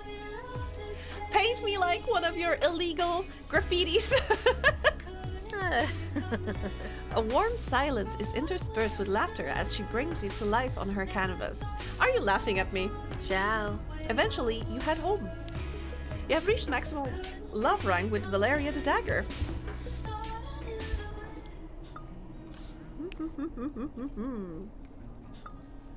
We've been through some shit, huh? I'm pretty confident no ducks will ever come between us. Or, I mean, other humans, they also won't. It's a nice feeling, trusting again. I have so many partners in this game, Valeria. I'm so sorry, but we are like a huge group in here, you know? Won't let me down, I will let you down.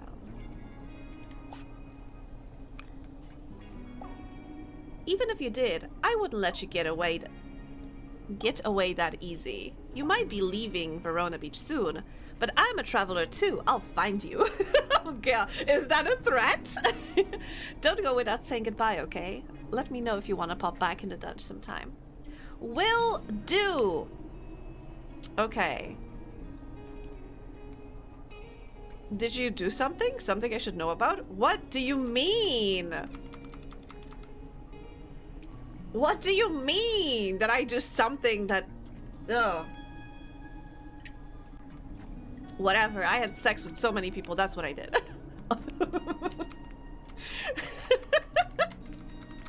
Oh god.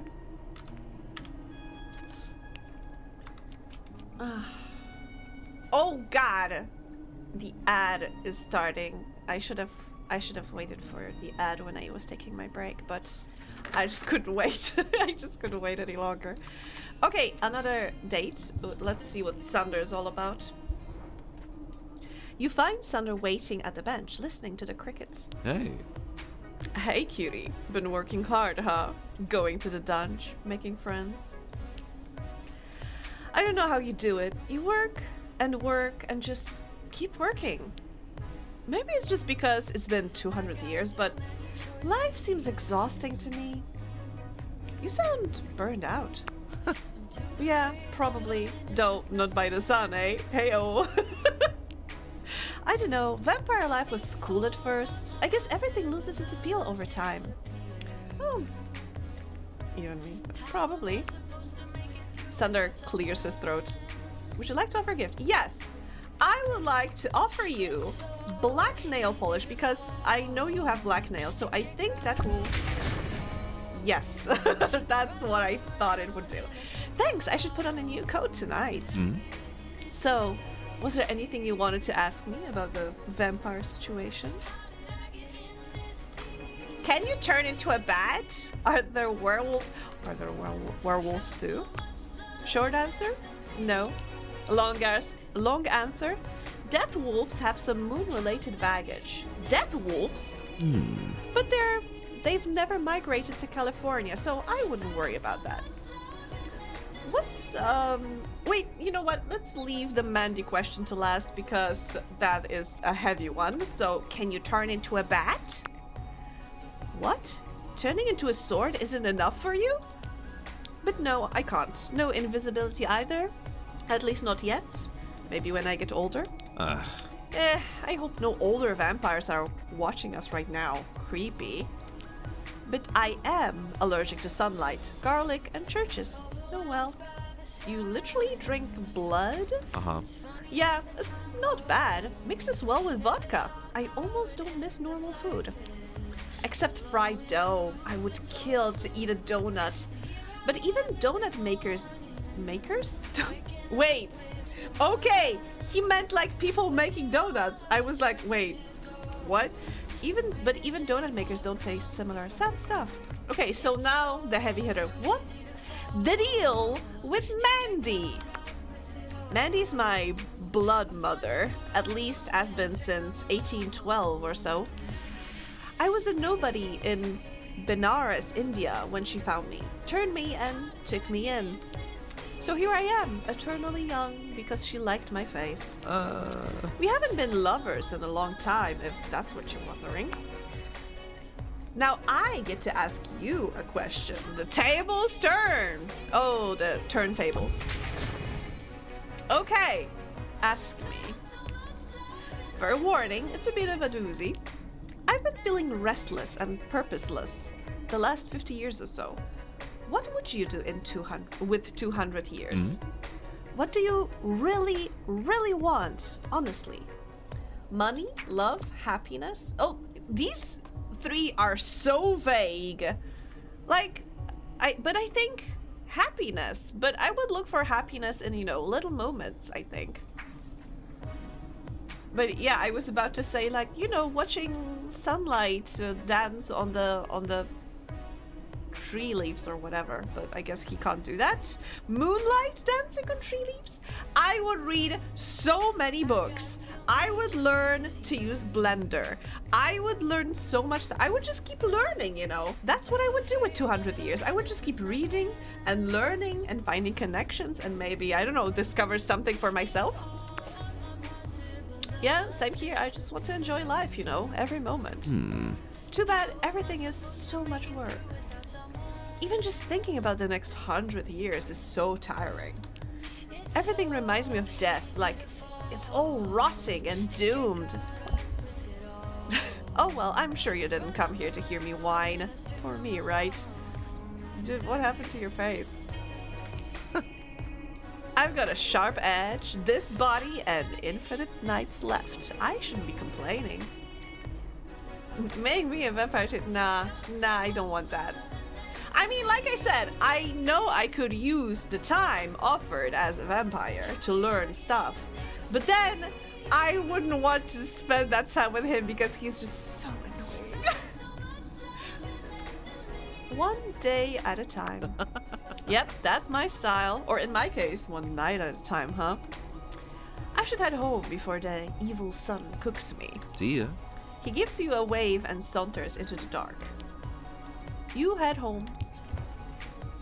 It's so interesting that there are so many instances where the developers assign the wrong,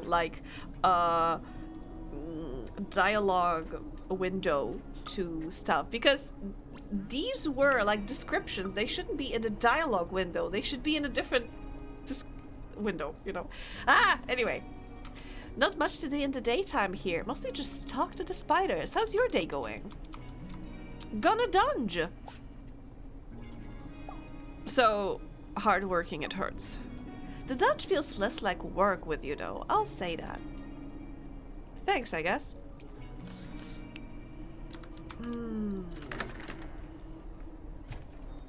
Okay, I think we are done with the dates. At least for now. Right? Because I did a date with Valeria. We leveled up Valeria to the max. We did a date with Thunder. Yeah, I think we could just go. You know what? First, I'm gonna go to my apartment to change because if we're gonna go dungeoneering, I should have a hat that help. I guess stun when they damage you. Doubles all damage. Let's take that. Should I change the outfit too? Yeah, let's do the full... God damn it, I clicked the button by accident. I think this is our, yeah, this is our hair, eyes, sleepy hairstyle, wavy. I think that's our hairstyle. Okay, so I want to go full Valkyrie. There we go. All right, and now we can go to defeat the dungeon. I think this is also the outfit we're gonna use for fighting the monster, but soon. Okay, we could try going with, okay, Leah. Have we ever went anywhere with Leah? Wait, let's take Leah to a different dungeon because I don't know if I ever tested her as a weapon. Which floor? Let's go to the 5th floor so we can start easier because I have no clue what her fighting style is.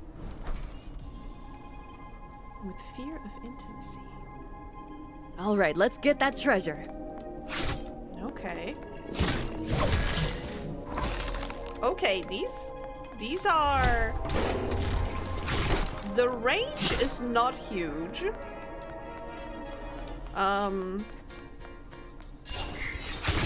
And it is very slow, but it's, oh god, but it's more predictable than the axe. So truthfully, ow. Also, what is that counter at the bottom? I don't know what it does. So yeah, I have to say that the hammer so far is slightly better. Oh god, if I never see another tequila sunrise, it'll be too soon. Had one too many? More like 5 too many, and then 5 too many other drinks. It's been some years since I got so hammered, but I can still taste the tequila sunrises. Ew. And before you say anything, sorry, but I don't really want to talk about it, or the pun. I was young and stupid and, well, I guess I learned something that night. I'm glad you got to know me now, when I'm marginally less embarrassing. Would you like to offer a gift? But I don't know what I could offer her. Travel guide. She likes... You know, let's just give her roses. She likes them at least. That's kind of you, I'll take good care of it. Here's to growing older and slowly becoming the best version of ourselves. Indeed. Hi, Mocha! Welcome! As long as no one calls me an antique.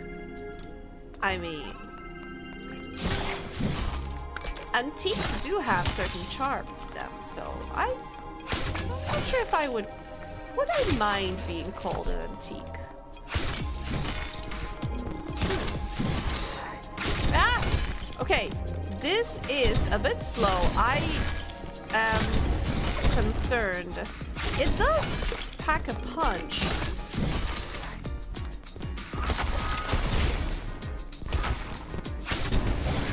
But slow, and I need to get a better hang of it. How is monster hunting? Did you get all the monsters?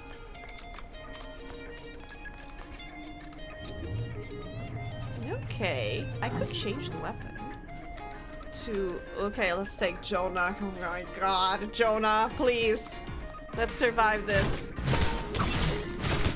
Ow. It's good, I need to take a break from it though. I heard it's very addictive. I'm getting a little... We just started, Jonah! We just barely came down the stairs. What do you mean you're already tired? Jonah takes a deep breath of the cool night air. Now there's a smell I've been missing the whole time we've been down. I'm not sleepy yet! For Jonah. Oh, for Jonah, thank you.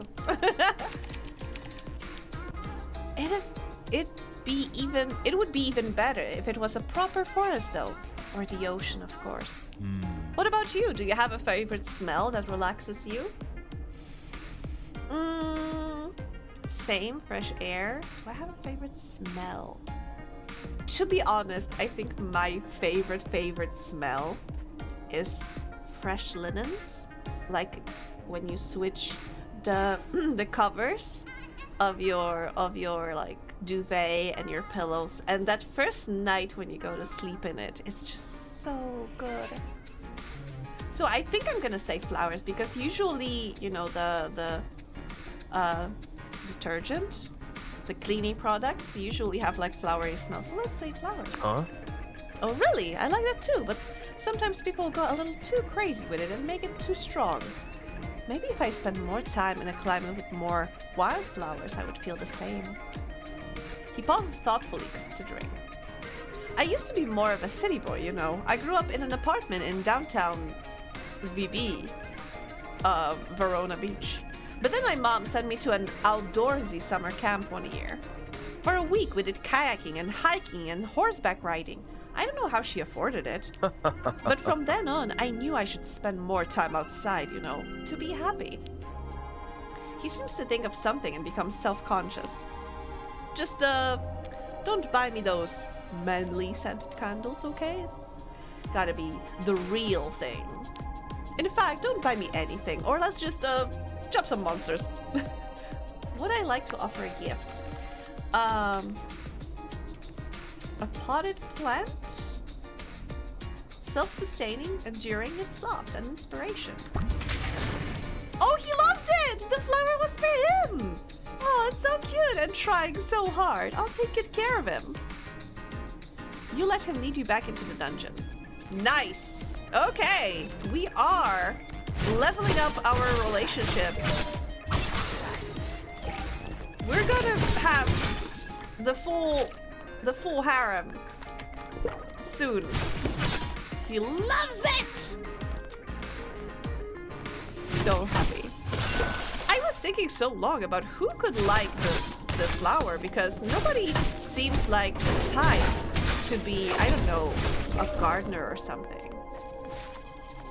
Okay, the stairs down are there. There's one room that I missed, so maybe hidden treasures or more enemies, and more enemies equals more XP. So yes, please. Oh, or the shop.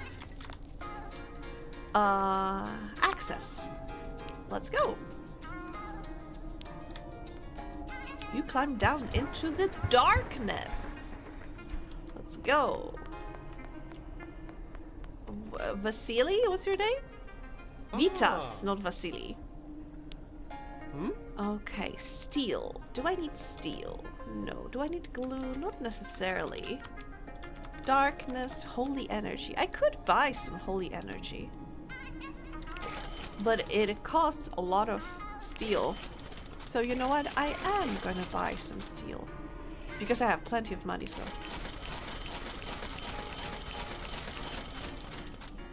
Let's do that. Okay, I think that's enough for now. That's a steal at that price. I mean, it is a little expensive, but I know what you mean. God, why are you? Oh, every time I see his portrait, he's shirtless, and every time I don't know, it's just like, oh God, hide those. wait, there was this meme. Cover them up, slut. Gotta make these jokes for Lumas. Oh God. You know what? Let's go with the cat. Let's go with the cat. We need to max out the cat. And I haven't been hanging out. Wait, I have been hanging out. I've leveled up the cat a lot recently. But I'm feeling this weapon a little bit more than the axe. So, although I don't think the cat appreciates the club.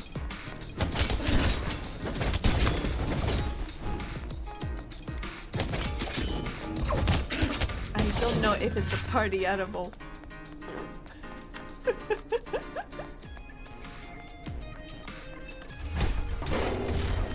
Sniff. You're checking my money. You're checking if it's not illegal. Ow! Oh God! I got hit with everything at the same time. Everything at once.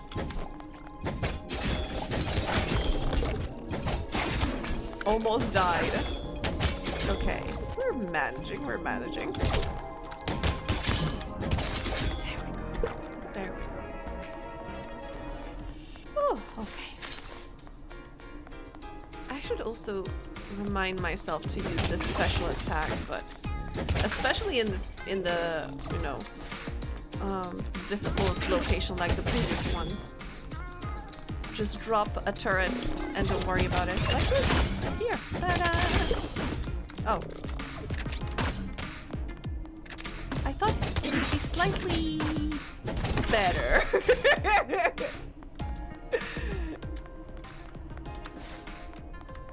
I expected a little bit more from that turret, but we managed. See? This steal is a steal. It's free. It was just laying on the floor. That's what I call a steal. And some glue. Okay, let's just keep going.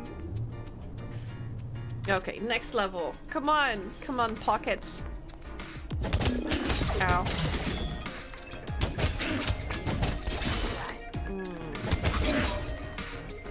Okay, but if we find an elevator now, I think I'm just gonna leave because we do have another date to go to. And I think I would prefer to go to that other dungeon because we still need to find holes. And I would love to unlock another weapon. I'm still curious if they are also a pole's arm. Pole's arm? Pole arm. Of course they are pole's arm. They are being wielded by a pole-ish person.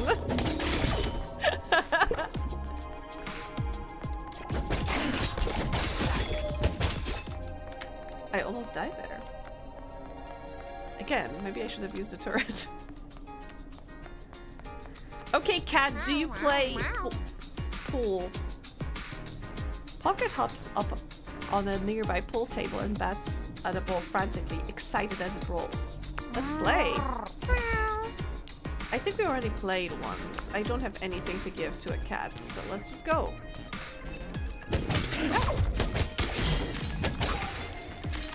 Ah! Okay, just slow and steady.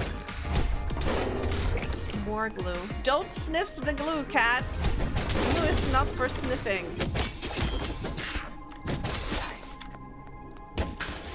Okay. More money and stairs, not an elevator. All right. Leveled up. So how about we change to Sawyer? Yeah, let's change to Sawyer. Wait, no, there is an elevator. So let's just leave.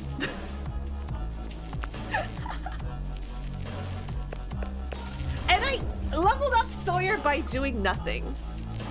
That's a win in my book. More messages for me. Have you seen Pocket? He hasn't been here in a few days. I hope he's okay. He's... me too. I'm gonna go look for him, I guess. Oh, what? You feel something outside the door. The best way to describe it is a presence. Hello? A soft mew answers you. You open the door to find a one-eyed street cat, a Stardy, staring at you. She flicks her tail and walks away, looking back to see if you're following. Yeah, I'd follow. You follow the cat at a safe distance. She leads you through the streets, her paws making no sounds on the concrete. You wonder that the city seems oddly empty for such a beautiful evening. She turns and you seem to have lost her in the alley's shadows. Where did she go? Wait, Pocket? Pocket? A rumble of thunder shakes the sky, but there are no clouds. Your eyes adjust and you see green and yellow eyes blink at you from all sides. After a moment you realize it's not thunder, it's purring. Hundreds of cats surround you, watching intently, ready to pounce. Wait, I saw... Wait.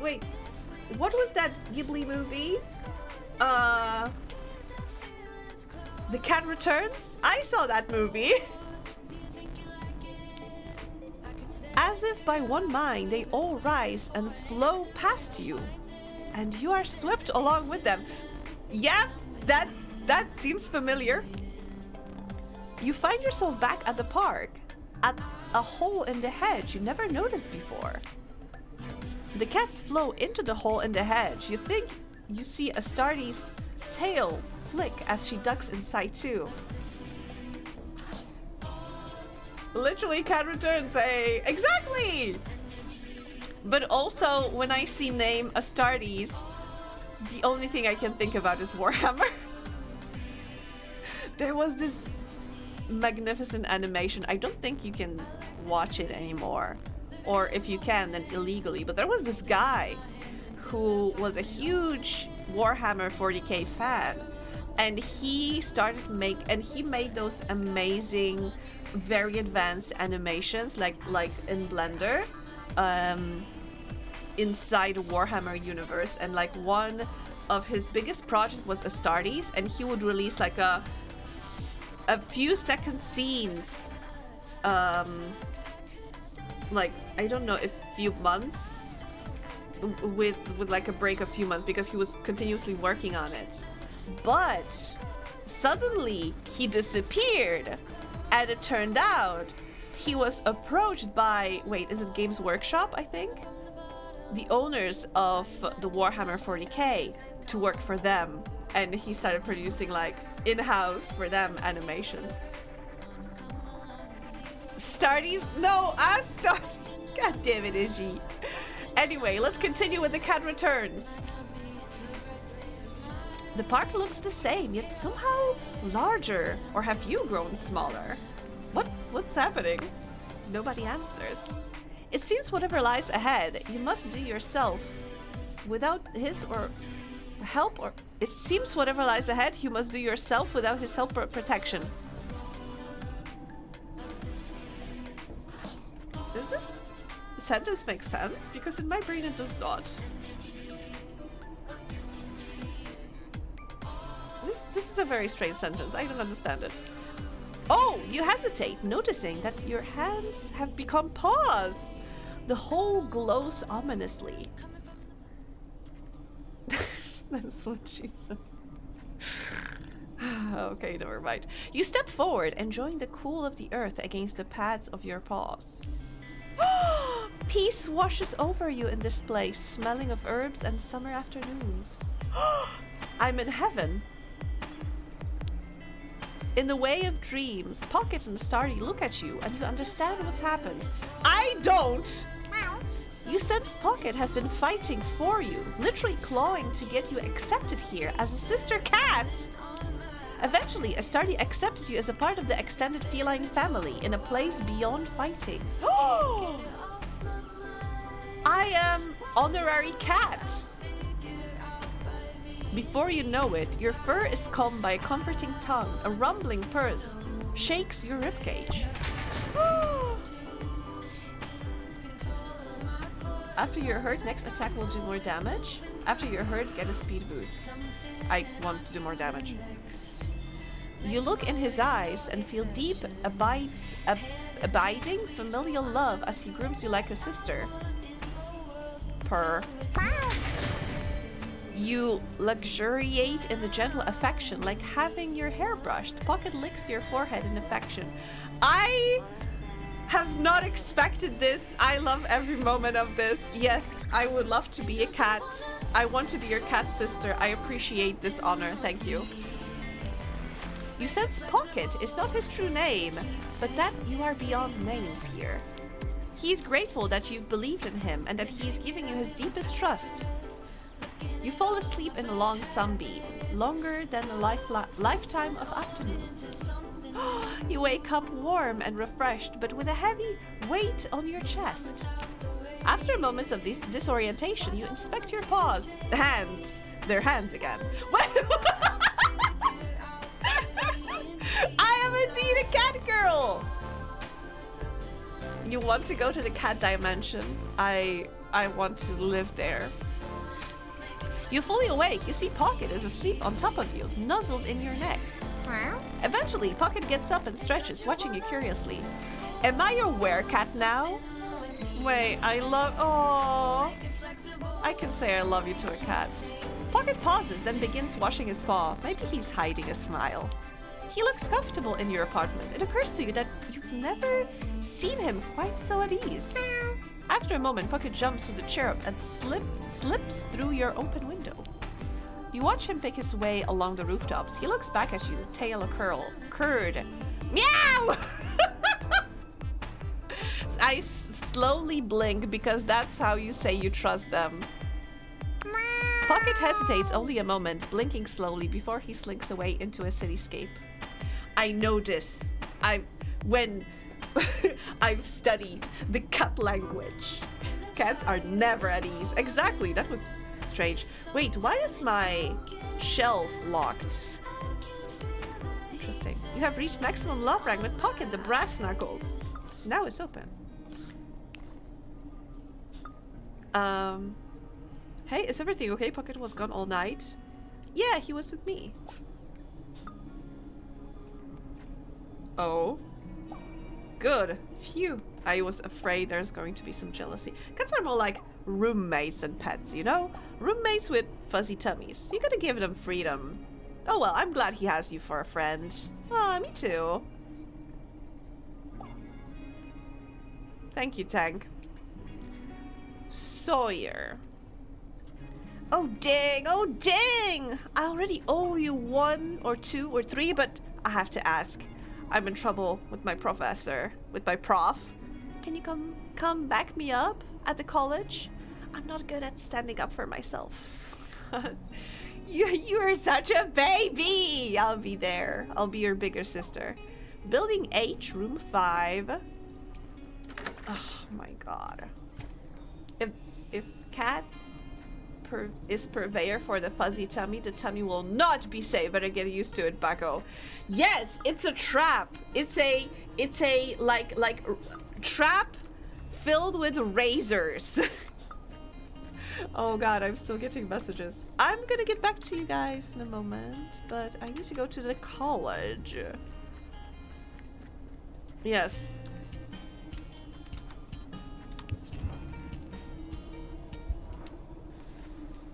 You arrive at the classroom to find Sawyer being scolded by their history professor. You simply cannot survive in this world if you're always forgiven for every mistake. Uh-huh. I know, I'm really sorry, but I'll make it up to you. The professor raises an eyebrow as he notices you. Are you here for the next class? We're almost done. No. No, she's with me. As a friend, I asked for support. Support? Am I so very intimidating, even to someone as sharp as yourself? Professor, please. If you let me retake the test, I'll show you I know the material. Did you cheat again? God, no, I can't say that. What happened? I was a few seconds late turning in my final and he gave me a 0 out of 100. Please, Professor, I'm begging you. I really need this credit. Sometimes it's trap, but sometimes the tummy rub is real. Can't take the chance. You are always taking a chance. You know, it's a coin flip. Either death or tummy rub. I have no interest in your groveling. It's the policy. You knew the rules. I'm just being fair to the other students. Aw. If I fail this course, everything is ruined. I can't afford to take it again. They've learned a lesson. Have mercy! Sawyer, it's just a class.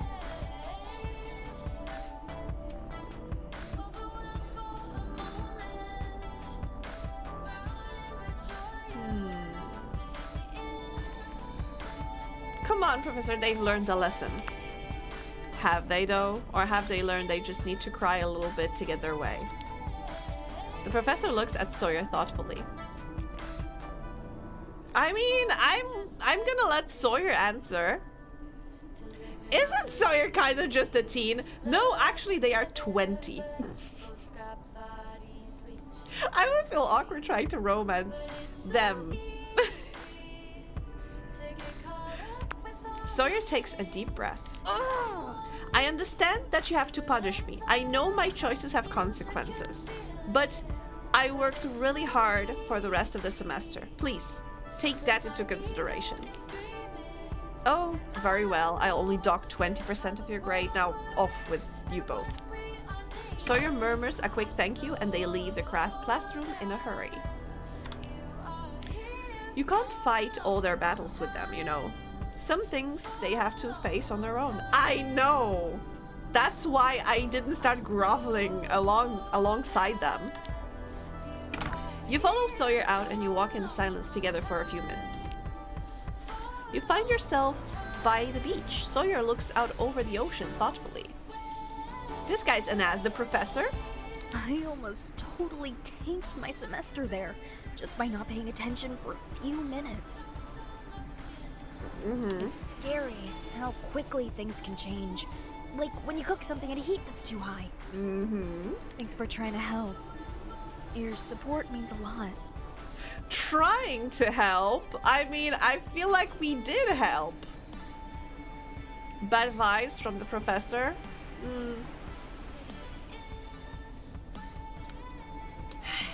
I mean, yeah, but also I am on the side of, you know, if there's a deadline, then there's a deadline. I don't know. But then, now that I mean, I don't know. I think we got like a fair bargain. The semester is not totally lost. There is gonna be like a you know, negative impact on a grade, but it's not gonna be like failed semester, you know. I just wish education only measured my learning and cared less about rules and conforming. Oh gosh, I mean, on one hand, yeah, but on the other, I'm thinking of this trend that I've been seeing of like, it was called unschooling, where people are homeschooling their children but only teaching them what the kids like find interesting. I mean, if I sometimes people need structure. If I were given that much freedom, I would know everything about all of the Pokemon and nothing else. And you know, there are certain things, there are certain like basic things that you just need to be taught to be able to exist in a society. If education only measured my learning, they would learn a lot about like emo bands. The only thing I think that I could that I very efficiently taught myself was English. And I mean, I of course had English classes throughout my education, but I also loved like I was a weird kid like that. I loved to listen to music and try to write down words from hearing. I would write down the lyrics of the song by hearing them, you know. And I think that helped me a lot. I played online games with people and I had to communicate. I watched mostly, you know, I watched movies and such mostly in English. I read mostly books in English. So that thing came to me naturally, okay? But that's the only exception. Teachers like that mostly taught me that learning isn't fun. It took me long enough to unlearn that. On one hand, yeah, but again, learning can be fun, but you still need structure, you know? I don't want to say, I mean, rules are useful somehow. That is going to be my answer. Sorry. Rules are useful somehow. I set rules for myself. Otherwise, I would get nothing done, you know? But that is also something that I had to figure out myself. Yeah, they're often there for a reason and keep us safe. I know. Yeah, OSHA was written in the blood of workers that were failed in the past, okay? Rules are important in education as well sometimes. But some rules are just there to give someone power over someone else, you know? And yeah, that is true. I'm not denying that, absolutely. no matter how hard you try, someone with power over you can take everything away.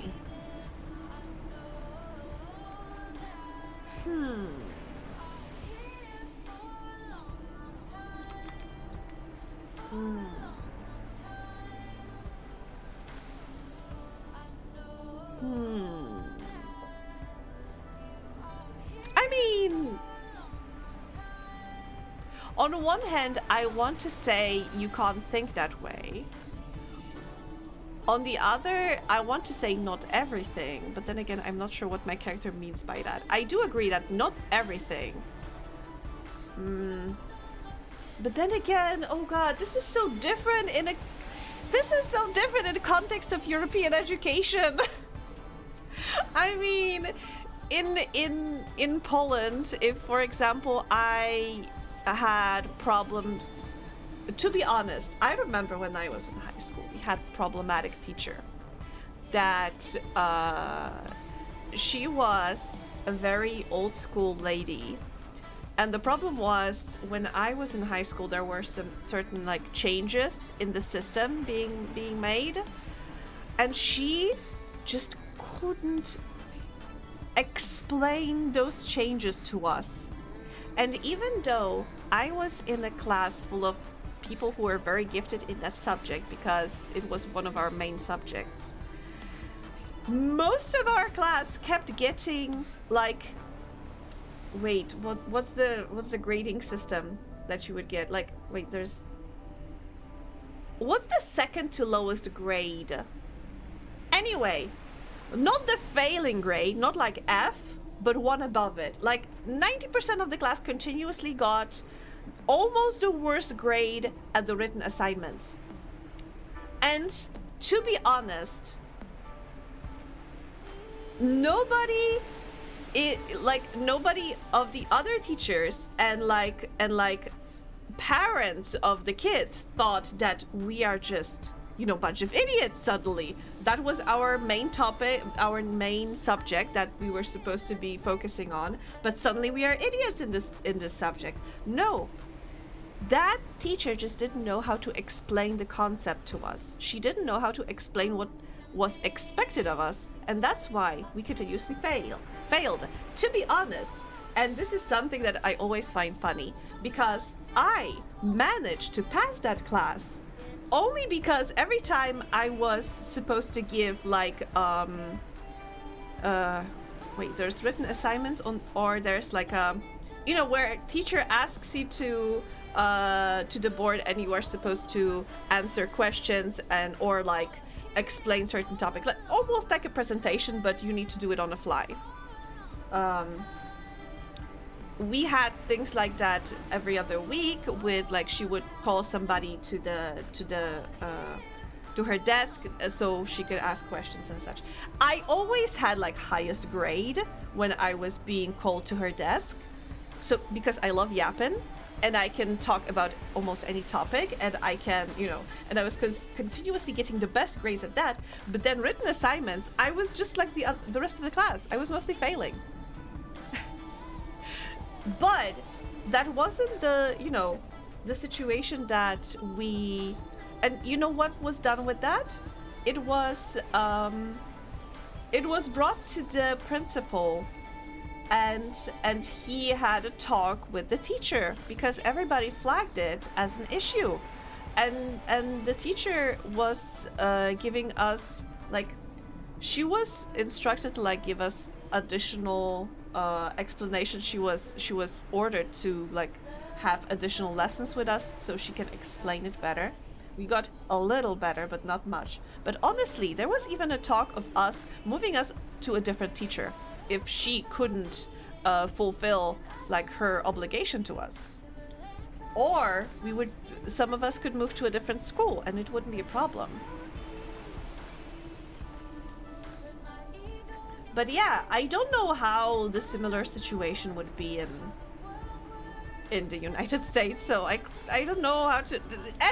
Every question revolving around education is hard for me because I don't know how to, I interpret it through my European lens. You can't just have free will, you need rules. I was Sawyer. Too many of my teachers gave me the vibe that they were in it for the power, getting to yell at kids consequences free. As a dropout, I have to say all these rules didn't do my education any good. I also dropped out because it was too stressful. If only teacher knew about the Bollywood Lemon musical. Ishi! Ishi, I always appreciate your presence here. Thank you so much for being with me. Your flirting always flusters me, but in a very positive way. And your I really enjoy seeing your passion regarding modding, and it always like brings a smile to my face. Thank you. You are a joy to have around. There you go. Oh, that was meant as a reverse Uno card. I get it. But yeah, to be honest, Limas, now that I think about it, I have to say that I did have a couple of bad teachers.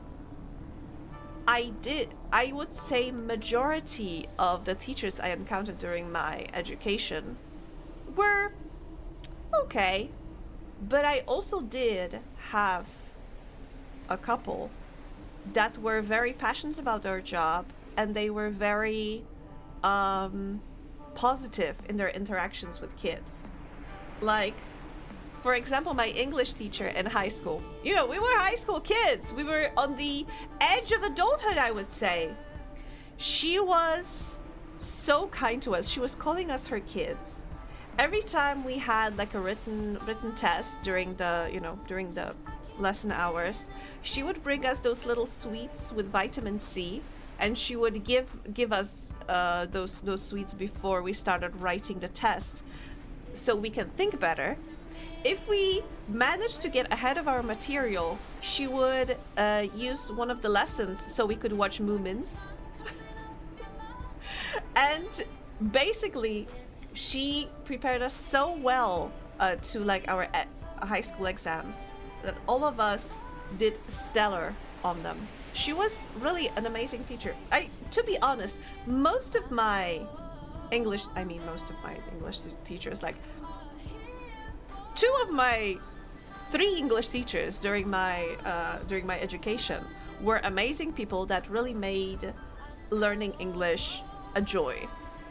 One was actually educated in Russian, not English, but she was teaching us in elementary school, so you know, she was just teaching us the hi, my name is, this is a cat, this is a door, this is Tommy, and so you know, whatever. It was pretty funny because when I went to elementary school, I was knowing more English than she did, but yeah. But she was also pretty positive. She was just okay, I would say. But yeah, I did also have a couple of bad teachers, which is funny because now I think about it, two of the three teachers for the Polish language, the Polish teachers not the best. Both were very old. The third one, I'm trying to remember the third one. Can't remember the third one. They were so okay that I completely forgot about them. So I don't know who taught me Polish in middle school. I only remember my elementary and my high school teachers because they were bad.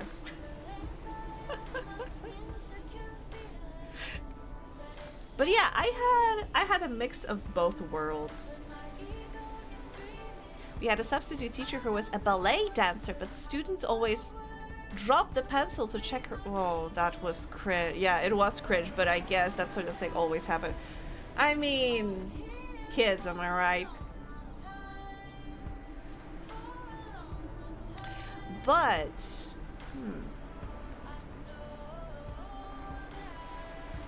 But yeah, to be honest, I did have a couple of teachers that I was so lucky to have that accommodated my needs as well, and they didn't make education a chore for me. Like, they gave me some leeways, for example, so they adjusted some assignments for me, so I could, you know, make them the way I want it, but also that still covered the topic that we were doing. So that really helped me a lot. But, okay, going back to the game, so someone with power over you can take everything away. I feel like, you know, we still have options. So, let's say not everything. Yeah. Nobody can stop us, right? You don't sound confident, Sawyer. They can't take away our friendship. I mean, power of friendship was not what I was thinking about, but yeah, I guess. Sawyer leans into you for a long hug. They wipe their tears. Ice! Sorry. Come on, chef. Semester's over. Summer's coming to an end. It's just me and you. Let's celebrate. I'm hungry. What do you say we grill up something on a beach barbecue? You handle the fire part and I'll go get some ingredients. What do you want? My treat. I love grilled veggies, like grilled bell pepper, grilled, wait, what are they called? The mushroom, portobello something. So yeah, these grilled aubergine, is that how you say it? The eggplant, you know, grilled eggplant is also good. And oh gosh, there are so many. So yeah, but yeah, whatever. Grilled eggs and oh god, no, I should have not let them decide. I forgot. Oh no, I'm gonna get cough syrup poisoning.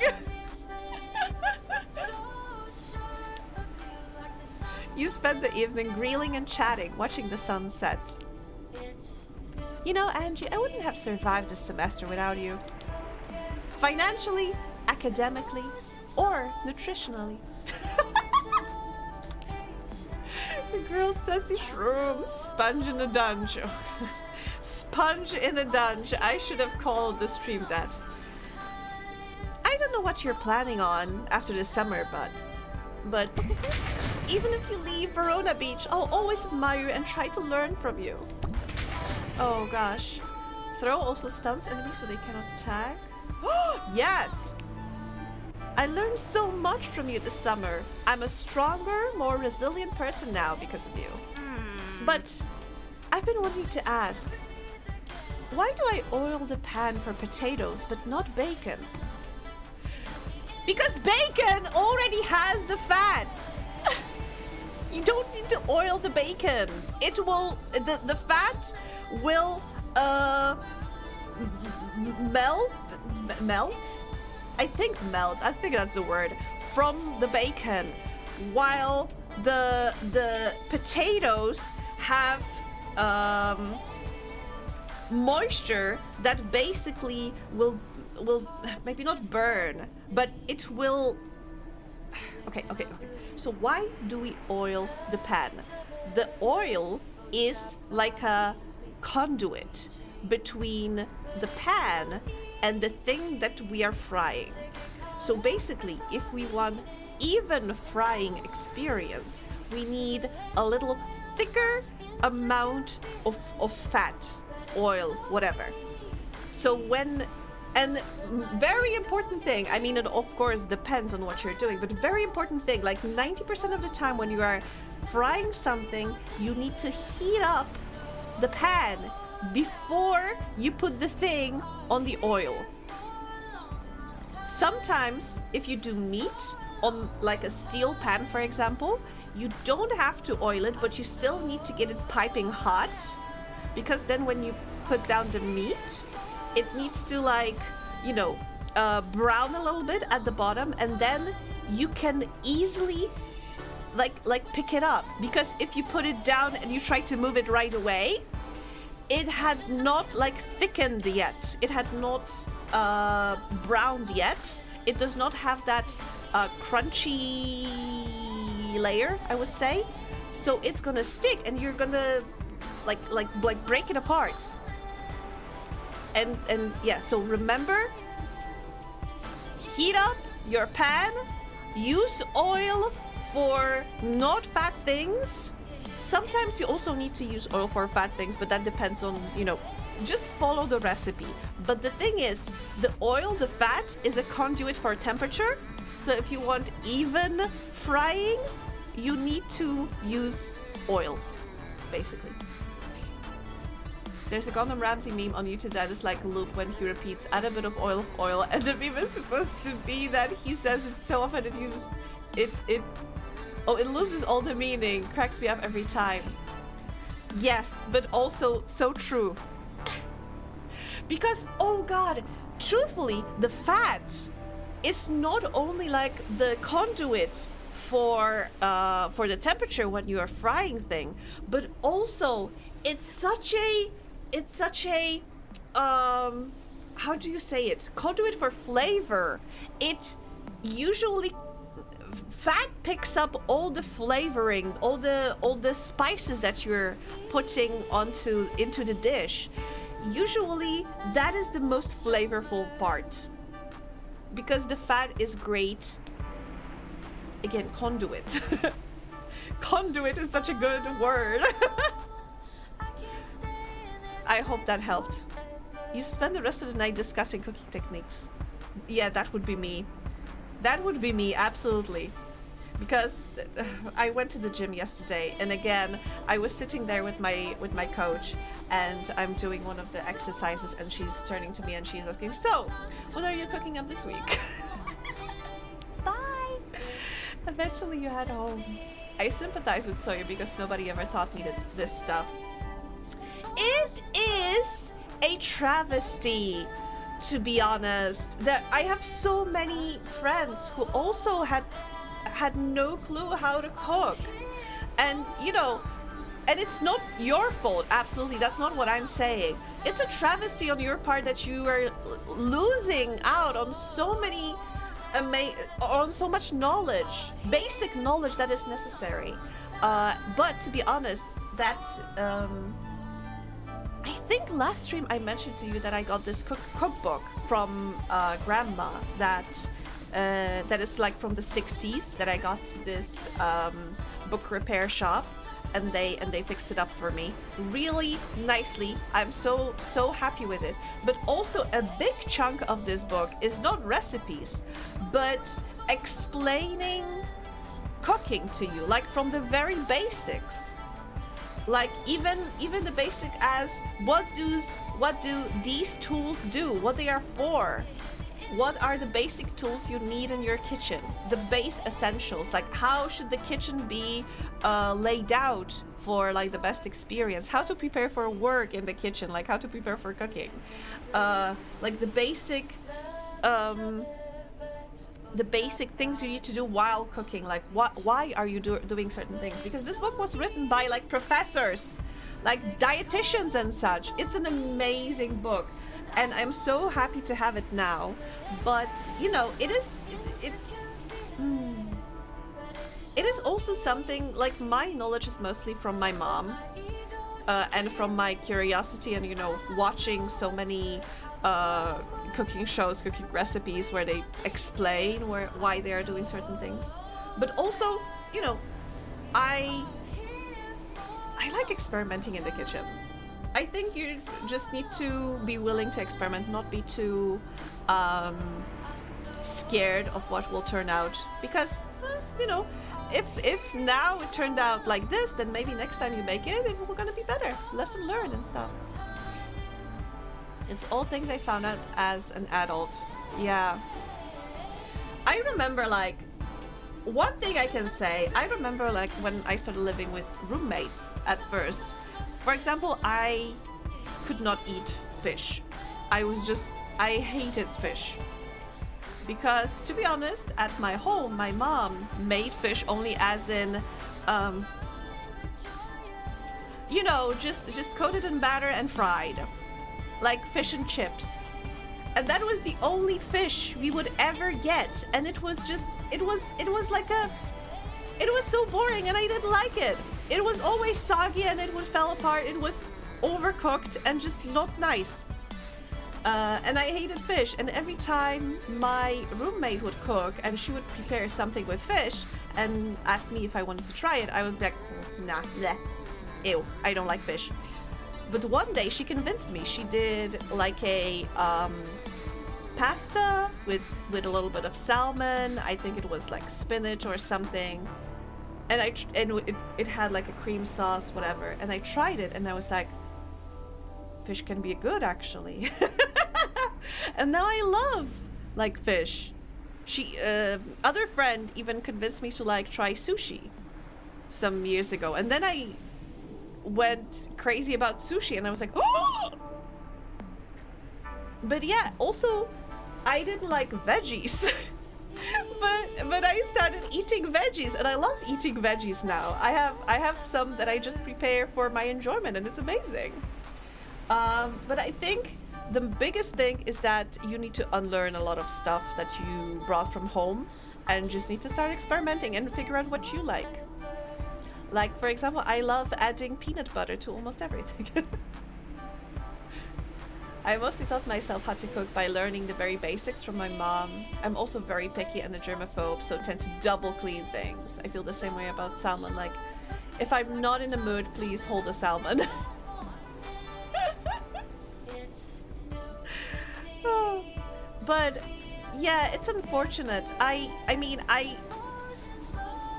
much later in my life, that sounds like I'm ancient, but no, when I already left home and I started living with like my roommates, only then I realized how blessed I am with all the knowledge, the cooking knowledge that I got from home.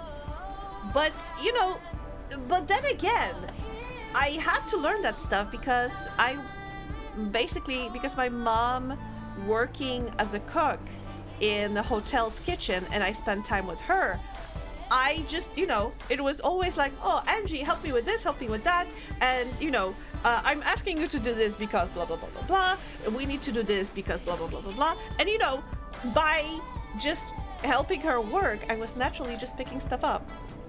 But it was because I was accompanying her at work, you know, child labor. That's why I say children yearn for the mines. I was just, you know, brought up in child labor. I'm joking. I'm hoping this is all being written down in the wiki. Oh gosh, today's stream, I'm so glad I am, you know, recording all of these VODs, because otherwise all of this knowledge would be lost. Cute child labor law. Is it cute though? Cute child labor.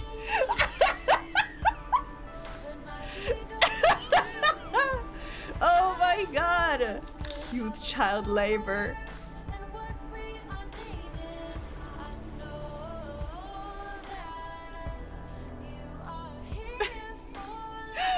Anyway, we are having a 2-minute ad break. I don't know if I should take a break. I should stretch my legs.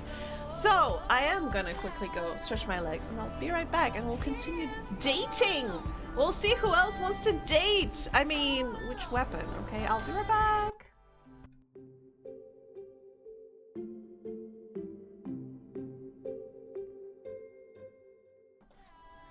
Hello again.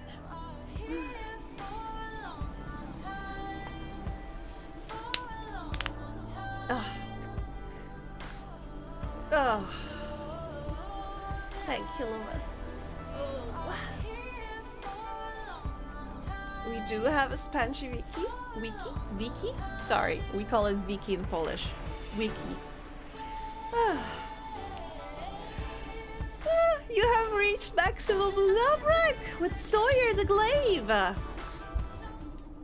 Very nice.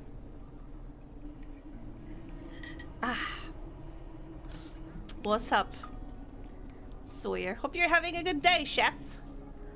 You too. You bet. If you put in effort to have a good day every day, then after you leave Verona Beach, you'll remember it as a happy place. one where your friend Sawyer's waiting for you patiently. And come back soon. Deal? Deal. Good. That's all we can do. For now, at least. This is it. The invitation you've been waiting for. Carlos wants to make us an empanada picnic. He means business. He invited you by name and everything. What do you think? Oh my god, I am invited to another like polycule. It's empanada o'clock. Great! Meet us at the beach. Will do. Do I have any other messages? Jonah. Okay, Angie, I have everything figured out. I met someone amazing and she turned my life around. I'm not worried anymore.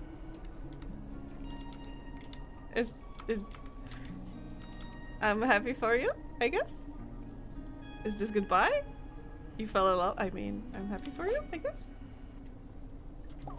Good, me too. Come to the ferry. You have to meet her. I'll be here. Whenever. Forever. Maybe. Is he just gonna, I don't know, pull up a mirror and hold it to my face? Look at her. This is the woman of my life. That would be so funny. Okay, date time. Empanada o'clock. You find Leah and Carlos setting up a picnic. Under an umbrella, you see salads, a cooler of drinks, and enough empanadas to feed at least 30 people. I would love to have an empanada right now. Hi. Angie! She throws her arms around you and plants a juicy kiss on your lips. I see you two are getting very close. Carlos. Yes, Carlos, indeed. What? It's nice. Carlos hands you a glass filled with a milky almond-scented drink. Leah makes plates of cabbage salad, avocado, beans, and rice, and empanadas for you and herself. You bite into cheese empanada. It's warm and steamy. The fluffy golden pastry melts in your mouth. Delicious, almost as good as my grandmother's. Do you have any? That is so awful. Delicious. Thank you. Your flattery will get you everywhere. So, Leah, about the real reason we're all here. Really, are they going to break up the information that we are in a polycule here? The companionship of friends? No, the clothes you promised to make me. I was thinking either a nice, classy scarf or, I don't know, a shirt? With like a phoenix on it. And then when I unfurl my arms, it's as if the phoenix wings. And my enemies quake in fear. Huh. Both of those are interesting. I was going to flip a coin to decide. What do you think, Angie? Phoenix shirt all the way. Yeah. It will certainly be a statement piece, and there's no shortage of enemies around lately. Can the feathers be colorful? Sparkly even? I don't see why not. It'll be my signature. I'll stand out everywhere, from the arena to the club. Who knows? You might even help kickstart... Oh, wait, that's Leah.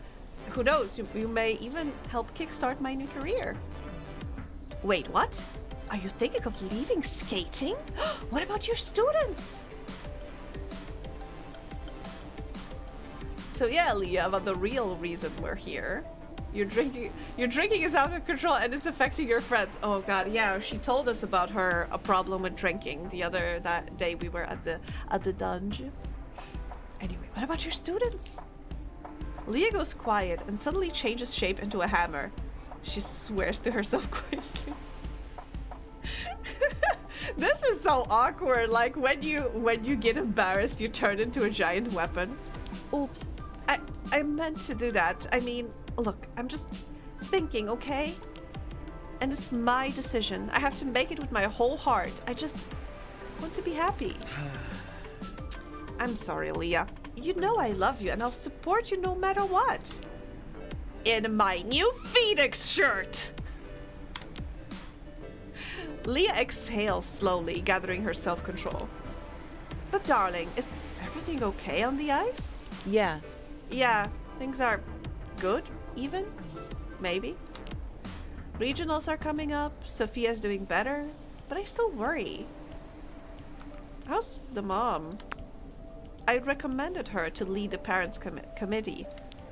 Now she can only make one practice a week.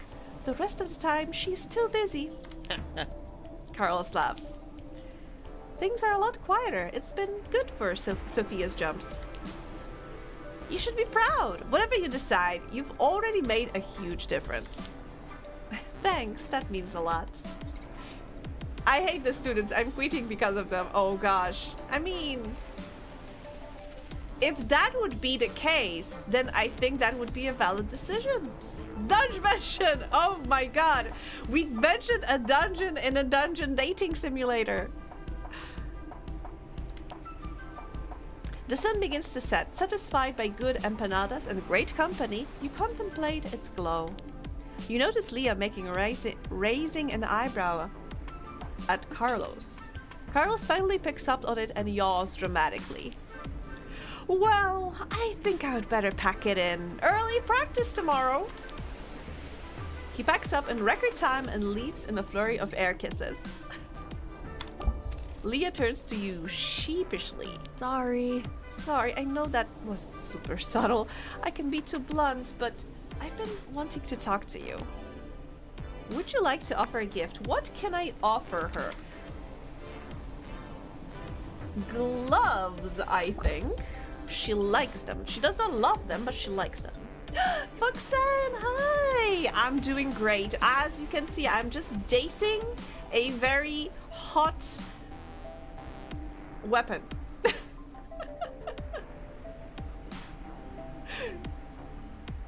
Wait, Skyrim mod that features Digimon plushies. Amazing. What is not... What can't be found within the depths of Nexus mods? My tuppy's upset and I'm swinging between super hungry and super nauseous, and I just heated up some soup in a hungry moment, but by the time I'm done, I flipped again. I think I know the feeling, Loomis, absolutely, and I know that you might be feeling nauseous, but try to eat at least a little bites, because the hunger might be what's upsetting your tummy. Mint tea could also, yeah, maybe try at least water. Maybe if you have something in your stomach, that will help as well. But mint tea might be a good idea as well. Maybe you need something warm and mint may help. I have hardly had anything today. Yeah, I think that might be why your stomach is also upset.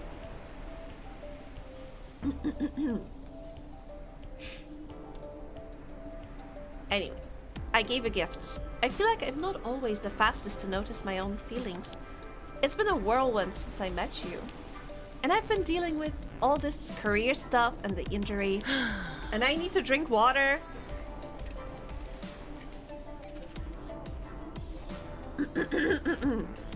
It's a tummy bug going round. Family have had it. Then I think, you know, something light might be the best. As in, for example, some light veggie broth or something like that. That might be a good idea. Maybe some noodles.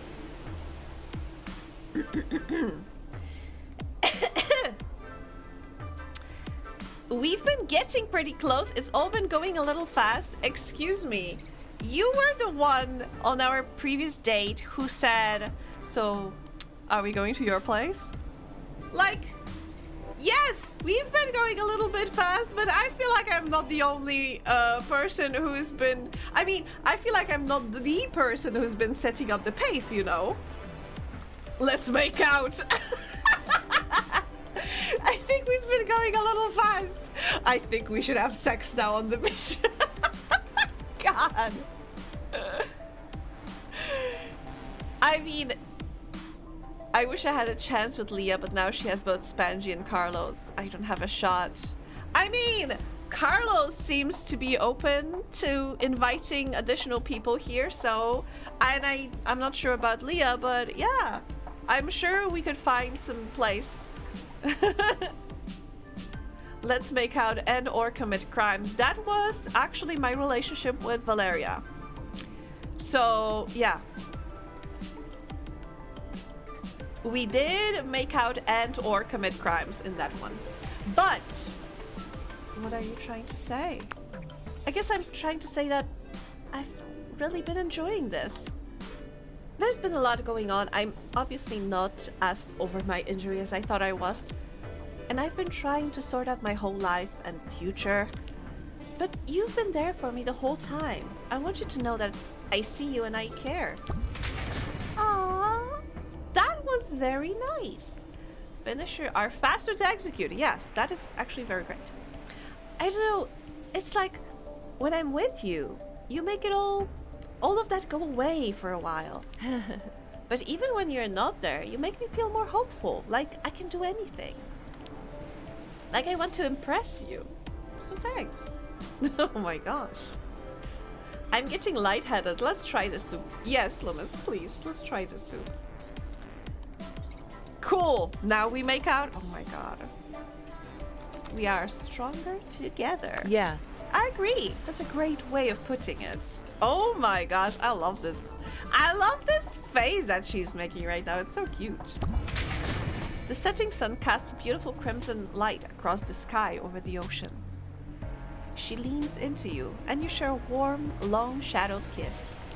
You realize there's no one else around. No, absolutely not. The sand? No, not the sand. We are not getting the sand out if we do more. No. Just watch the sunset. The ocean roars. You give her hand a squeeze and turn to look at the water. You sit side by side in comfortable silence until the sun finally disappears below the horizon. Bye. Have a good night, Angie. You head home. We could have done more, but the sand is not getting out if we did. So yeah, that is not... But fun times. But the sand! It gets into places.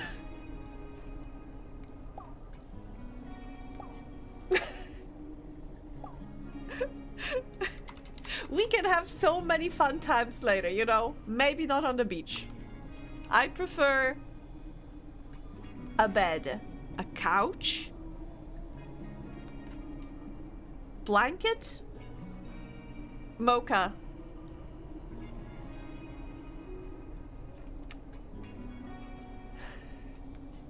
The sand, it gets everywhere. It everywhere. And it sometimes may take multiple showers to get it all out.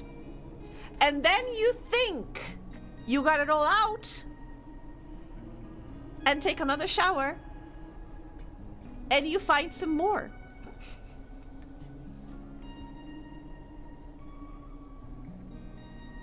Almost anywhere but that sandy beach for real. Thank you, Foxanne, for backing me up. I know it's romantic, but if not for the sand, I would have said yes. Anyway, that was a great night, Angie, and unexpectedly special. Thank you. I'm glad we talked and everything else. I feel so much closer to you. Aww. I feel the same way. Yes. Hard eyes.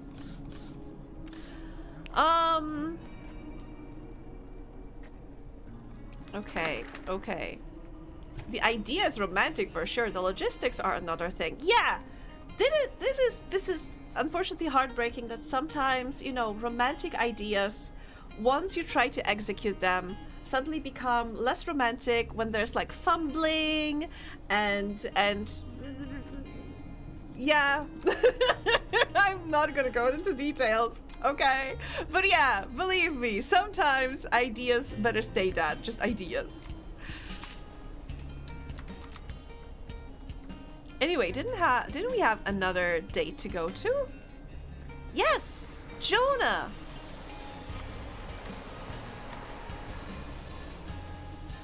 I will always carry that night with me, Angie, because of the emotion. Exactly. I mean, maybe we should have. She would have things to remember me by forever. You find Jonah at the ferry dock, spearing down the beach and shouting. Yeah, get it! That's it! Swim! Yeah! Whoa, Angie, you're up for anything today, huh? Jonah laughs as a soaking wet dog runs up to him with a big stick. I did not expect this. I am delighted. There she is. Who's the best girl? Is it you? Yes, you are. Hey. Angie, meet Mariposa. Mariposa, Angie is a really great human. Trust me on this. I mean, I don't know. I'm an honorary cat, as I learned, so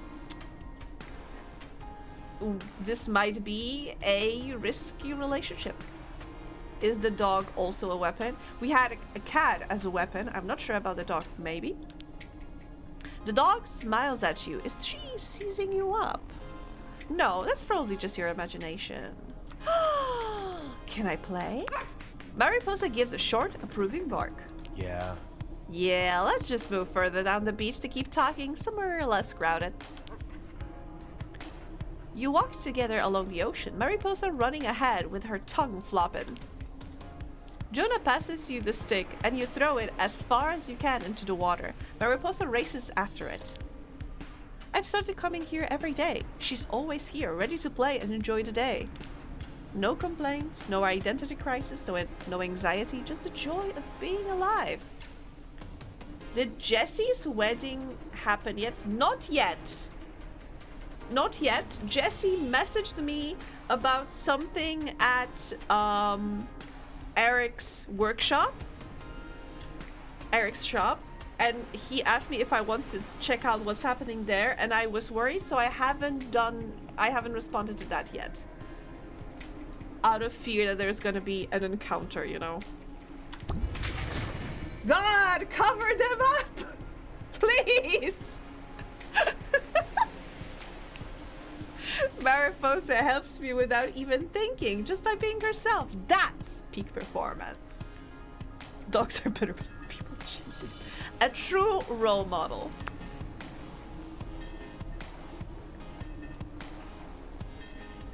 That option was because I already done the wedding. What option? What option?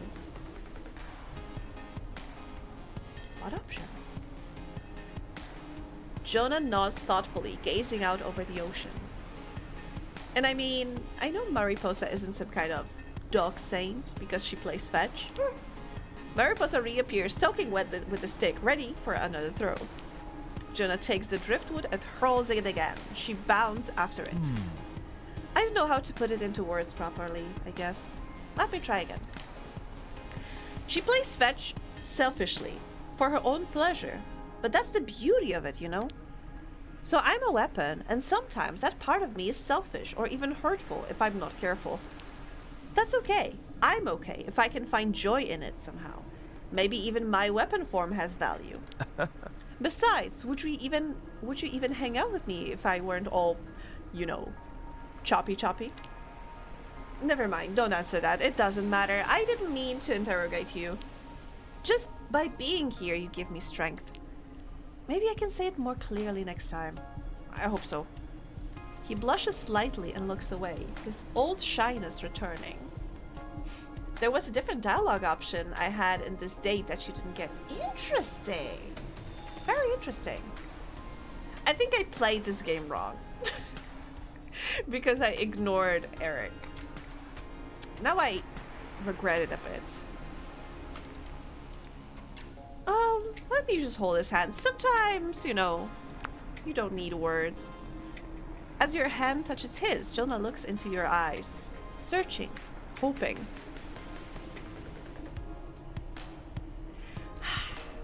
Jonah is so nice, but man, a little not my type.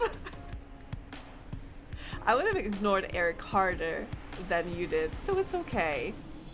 Yeah, but I feel like because of that, I messed up some of the story beats, you know? I'm wondering if maybe the wedding was somehow tied to, you know, progressing Eric's arc. And what if I missed it completely? We'll see. We'll see. I'm just worried that because I progressed the other stories and not progressed Eric's story because I ignored him, some of the encounters were lost. But maybe that means I have a reason to replay the game again? To be honest, probably would have cut off Sunder too.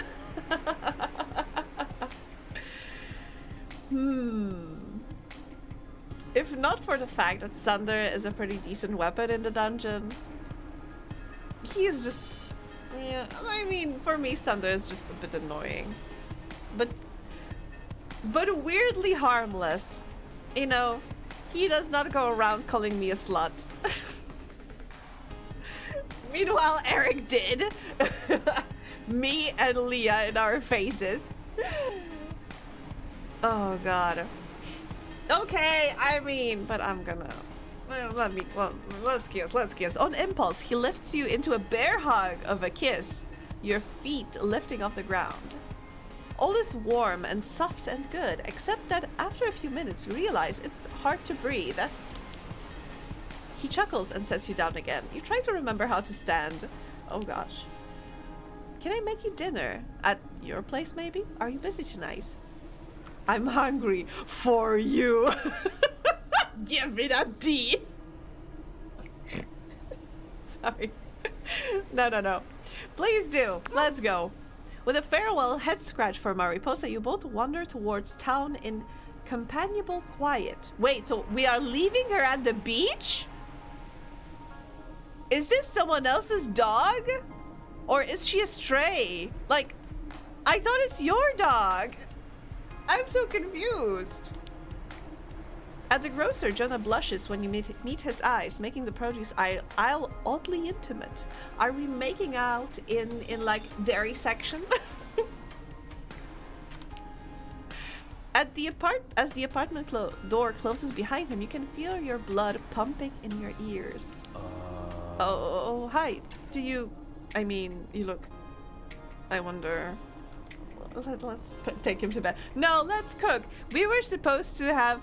you were supposed to cook for me, so you know... how the saying goes? The shortest way to a woman's heart is through the stomach. Make me food! Yeah, sure. In the kitchen, he's loose with the measurements and spices, and he dirties literally all the dishes. You work at the restaurant. I mean, but he was wielded by somebody else, so... But yeah, okay. I mean, I shouldn't be skeptical. Let me see. But if you are another person that I need to teach how to cook, I'm opening a cooking school, okay? And I'm making money out of that. Eventually, he presents his creation, an aromatic Japanese-style mushroom curry. Okay. Sorry for doubting you. Ta-da! I hope you like it. It's not too spicy, but if you don't like it, that's okay too. There was a bit early on where you told Sunder you just wanted to be friends and left, and then he sent you a text like, smooch, that was fun, let's hang out again sexually. Where I was like, yeah, I don't think I'll talk to this guy again at this point. Yeah, I get it. You dig in. It's rich and flavorful, with chunks of hearty carrots and radish. Jonah eats his own portion with a quiet smile. Thank you for letting me do this small thing for you. I don't suppose you want to show me your bedroom? Just like a tour? When you are a great cook, you don't need measurements. Yes, unless you are baking. Because baking is like alchemy. If you mess up the measurements, you can mess up the whole thing when you're baking. When you are cooking, like if you are boiling stuff, if you are frying stuff, then you can get creative. If you are making savory dishes, you can get creative. But baking, if you don't follow the recipe, honey, you have a big storm coming. Cooking is art, baking is a science. Baking is alchemy, in my opinion. Because I feel that baking is one part science, one part magic. I do not know enough of either to understand it, because I have been told so many times. That's why I think baking is part science, part magic, because the science part I can understand. But sometimes, like when I remember when I was talking to my mom, and when we were making like yeast dough. I think we were making like some sweet buns or whatever. And you know, we are in the kitchen, mom is setting up the dough to raise. So it, you know, the yeast will activate and it will grow. And suddenly she hears a thunder outside and she's like, oh, there's no point of baking this today. The dough will not activate. And I'm like, what? What? Apparently, because when the storm is coming, there's a change in, what's the word?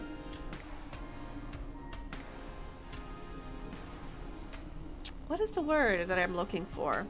Not temperature. God, I want to say density. What's the word? Not the partially humidity, but partially the. I'm just gonna Google the word. Sorry, I'm just gonna look it up.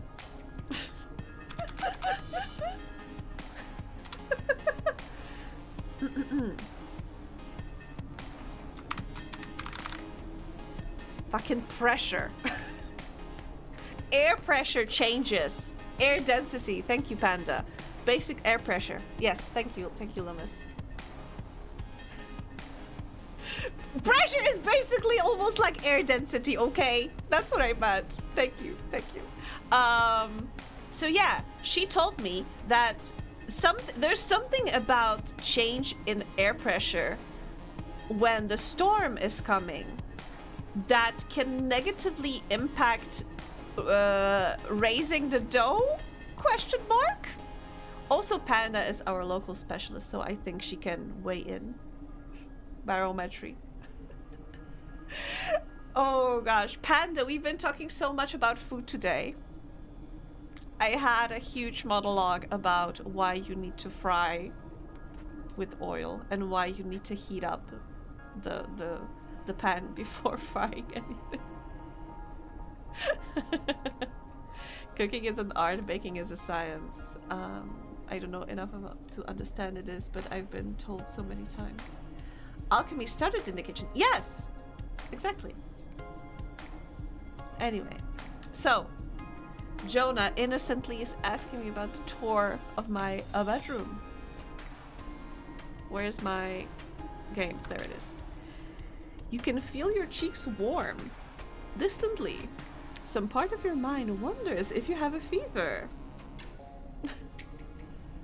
Yeah, the flour can hydrate from the moist air before a storm, and it can cause you to add too much in the mixture, and this can make the dough heavy and it won't rise properly. Like I said, magic. Cooking, like baking, is really one part science, one part magic. I was feeling sick and everyone told me to soup, and I told them I was too sick for soup and they insisted I soup, so I souped and now I feel better. Obviously, I am very cross about this. My condolences, Loomis. But at least you had good soup. Exactly. My condolences that our advice worked.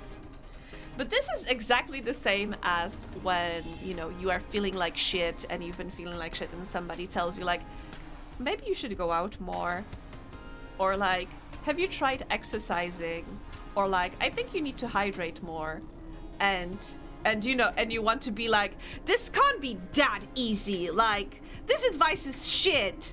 But then one day you try exactly what the person said and suddenly you're starting to feel better and you are like, fuck! God damn, it actually works! Cooking is 60% magic, 20% love, 10% unknown, 10% chaos. And a 5% concentrated power of will or something. How did that song go? Wait, 5% pleasure, 50% pain, and 100% reason to remember the name.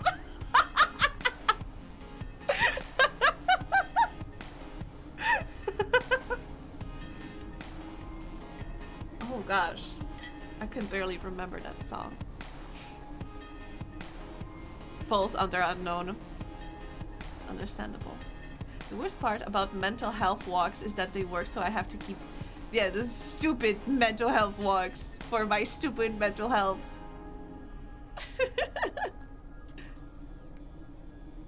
But that is so true, and so highly recommend just being more understanding for yourself and just take little walks sometimes. Enjoy the nature, slow down, drink water. I just did.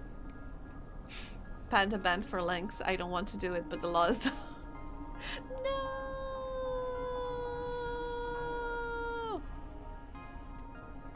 Hashtag save panda. Anyway. Let me show you. Let me give you a tour of my bedroom. Yes? You melt into him and everything is easy. He's hesitant at first, but your enthusiasm urges him on. Oh my god. Oh. I think this is a first that has sound effects. I mean, I know it wasn't a big sound effect, but still took me by surprise.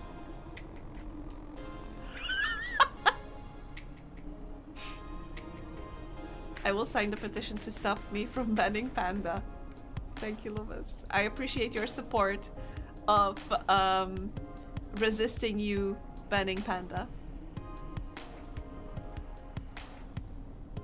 But also, as Mocha said, remember there are consequences. You feel as if you're at the center of his universe, enshrined with a delicate care in each caress.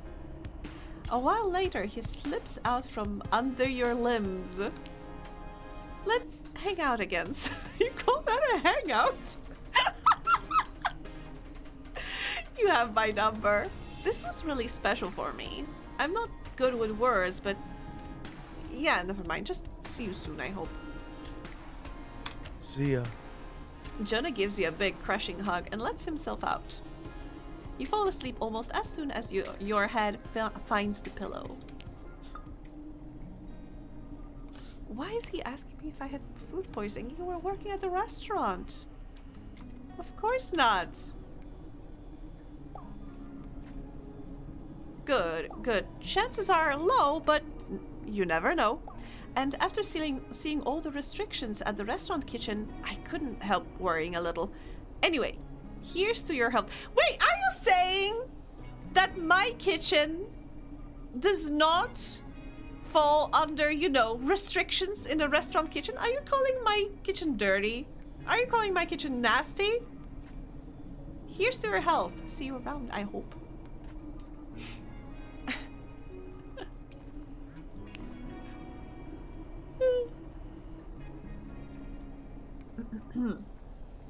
Anyway, do we have any more dates to go? They insult the kitchen, throw them out. He fortunately saw himself out. He walked out willingly. Okay, but we still haven't found the last weapon. So I guess we need to continue. Not with Jonah. Oh, wait. Another date with Leah? What? Have I missed a message?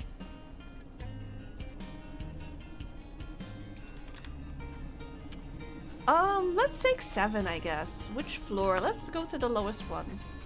Bricks, Lois's car would... Lois, stop! Free the panda! Lois, stop! You're not gonna get insurance for that. This is a pretty weird hobby when you think about it. It's not hobby, it's my work. I get money from this. Weird hobby. I do this for compensation. You know, not everyone can be just amazingly talented and handsome and be in a boy band. Fuck, Please. what? That was way too fast. I got 2 XP. Wow. That was... okay. Let's try again, I guess. Loomis, this is a peaceful protest. Okay, let's try again. Yes, let's try again. Going down. That was rough. Oh god, okay. Don't overdo it just to impress me. Ugh. To impress you.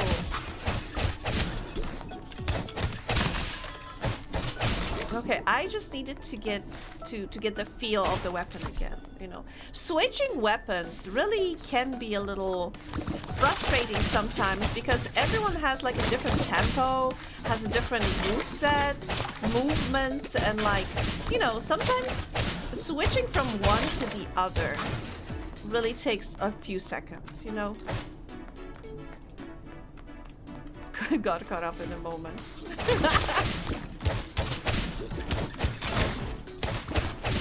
Yep.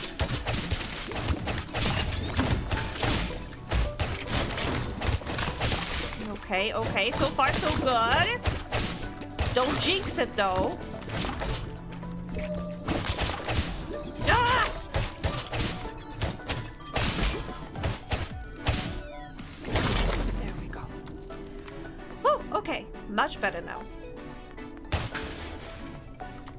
Oh, and there's stairs down.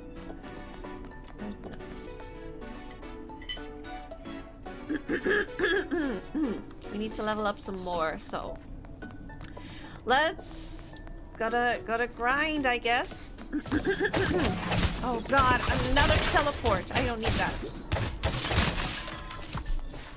There we go.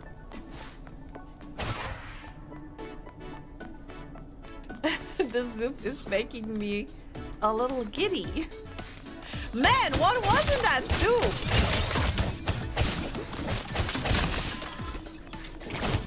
What did you put in there? Cough syrup?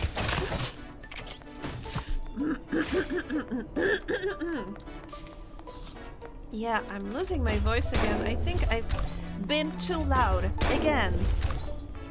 This game is just so much reading. What soup is this? A soup.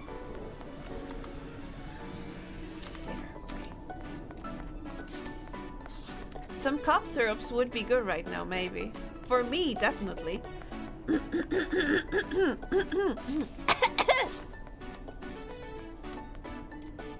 Noodle.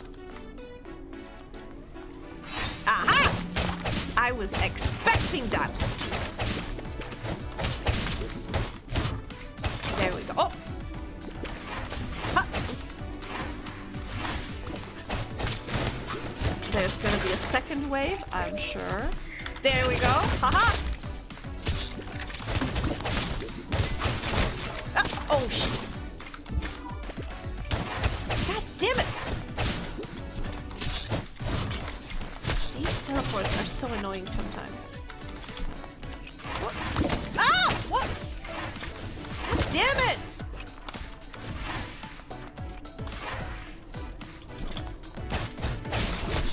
They're so confused. Oh my god! I did not expect a third wave. Oh! Fuck! God damn it! Thank you, Shao, for the energy. Ah, barely. But at least we leveled up. So we have more health. And we leveled up 7 as well. Okay. That's something. But I can imagine we need to go deeper in order to find homes. I have a little present for you. I don't know if you like the beach, but... Why the beach? Again! I know it's romantic, but the sand! Why the beach again? It's gonna be sunset. Oh, it is sunset! Third date in a row at the beach in a sunset. You find Seven strumming a guitar on the beach. He's very focused and hasn't noticed you. He picks a few chords here and there, trying out a few melodies. What? Eventually he notices you and startles. Hey. Hey! Sheesh, way to spoil your present. I was hoping to surprise you. I wrote you a song. It's probably terrible, so it's okay if you don't like it. Stop being self-deprecating. It's fine. Let's hear it. I just wanted to give you something small. Nobody else has heard it yet. It's called Angie and Verona.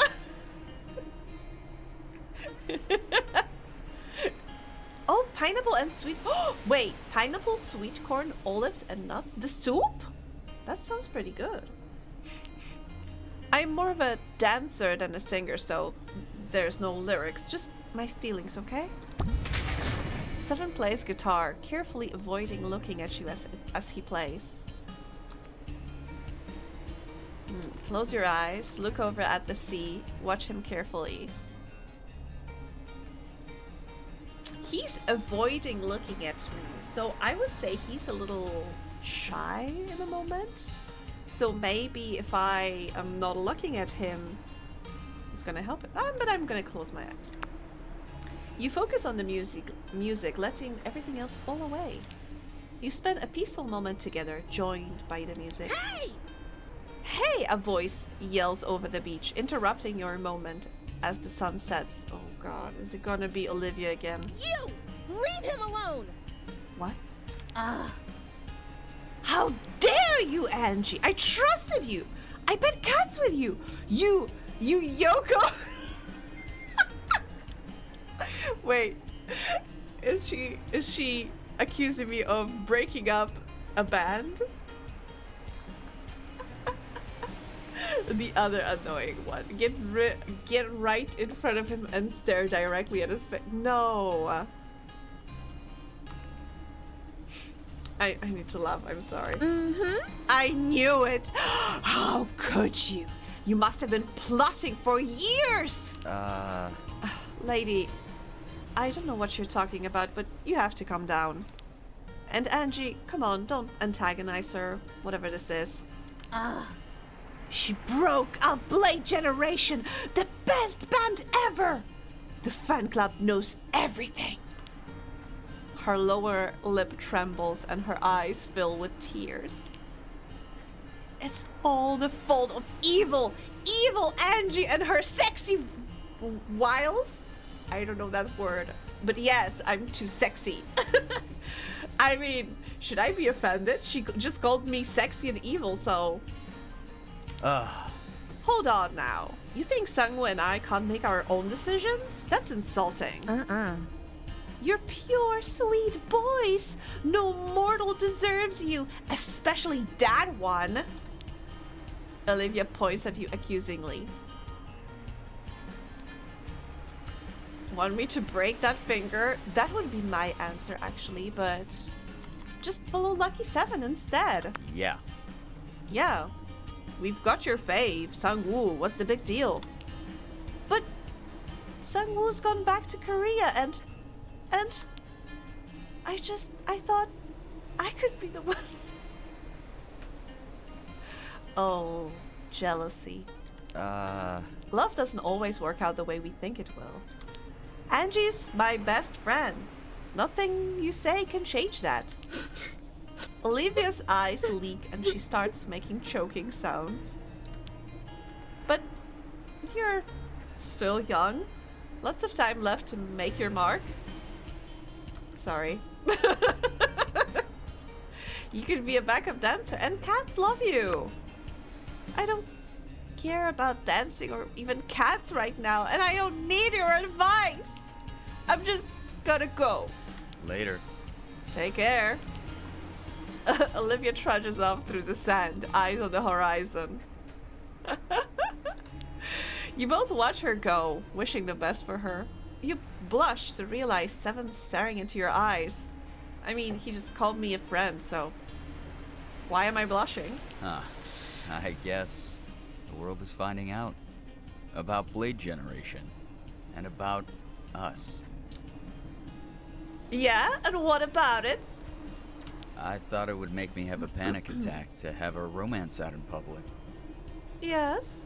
Instead, it makes me feel more relaxed. I want everyone to know how important you are. I mean, do I get a say in that though? I feel so lucky I have your support in the adventures to come. Yes. When I met you, I was in a deep depression, consumed with envy and bitterness. Wait, I just remembered I'm their agent. Fuck. Yeah, I guess I will get a little bit of the spotlight. Now, I have so much to look forward to. I have so much energy. Oh god, I wish I had that option. Like, oh, I am so lucky to have you. No, but you're not lucky, you're 7. That would be so mean. I can imagine him rolling his eyes so hard. It feels like a dream. One where you stepped in and made everything better. I'm not a stepmom, I'm a mom that stepped up.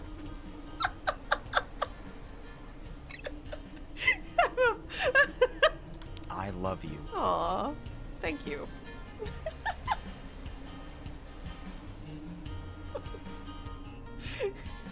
Wait, do Prism 69? I think I've seen that night. Wait.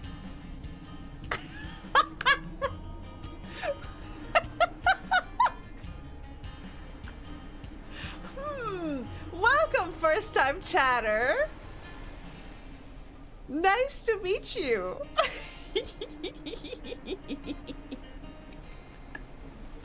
You can't fool me. What a first chat.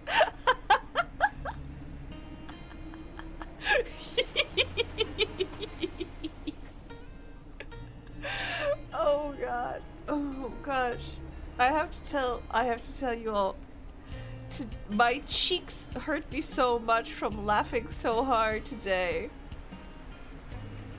Now I can yap about sassy pink badges and Automata will never know. Yeah, and it will pick it up again.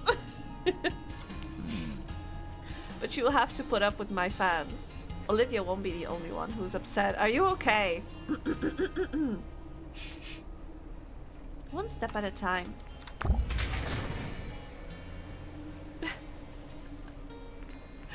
Oh god. Caitlin! Ow! Oh, Darren! Hi, thank you for the sugar. Oh, much needed. My energy is getting low. God, I wanted to finish the game today, but I guess we're gonna finish it on Thursday.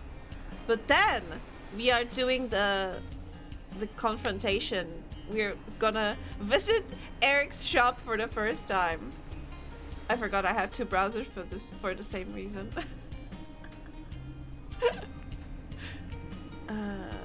Chain lightning affects 2 extra enemies. No, I think this one's better. 7 smiles at you, fingers wandering over the guitar. It's getting chilly, and I think a new Chronocyte episode just came out today. Okay. I am so happy that he is not like insisting on us staying at the beach, and instead we're gonna be comfortable on a couch. You head home together and watch some shows comfortably together on the couch. When he leaves in the morning, his guitar stays behind, tucked under your bed. It seems you'll be together for a while. Yes! Hey. Hey.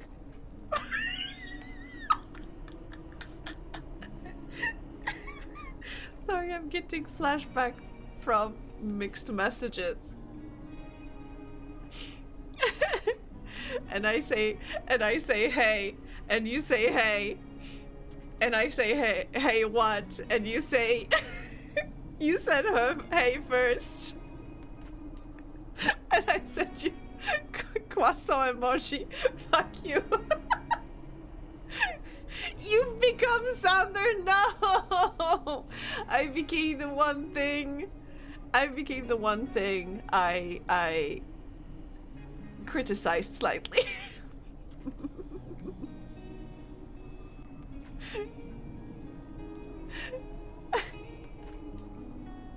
Wait, when Arthur goes and I say, hey, what a wonderful... I don't know what you're referencing. It might be not that I don't remember it, but maybe I have not watched it? What show is that? You know, in Poland we had different TV shows when I was little.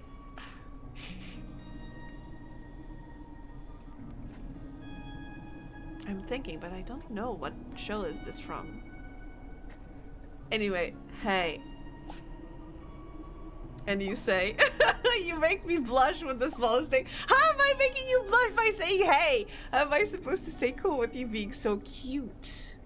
Get good, scrub! Just gotta practice, definitely. As much as possible before you go home. Time goes by so quickly. Indeed. See you soon, I hope. I hope so too. Junior regionals are coming up. Want to come watch? Sophia's skating. I'll be busy, but it would be great just knowing you're there in the crowd. My first regionals. You're in for a treat. Or maybe it'll just feel really long. You've been warned. And I say... Wait, how does the melody go? And I say, hey, yay, yay, yay, yay.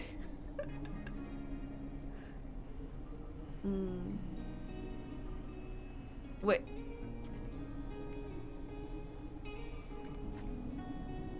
And now you know the reference, but I don't know the show! What's going on? And I say, hey, yay, yay, yay, yay. Hey, yay, yay. Oh, wait. Am I gonna get flagged for singing that? He-Man?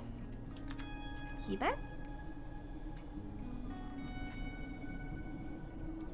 I mean, I know He-Man. My brother used to watch He-Man. Was that what Issue was referencing? I was so small, though. I just know the He-Man one. Oh, okay. So that's a different reference.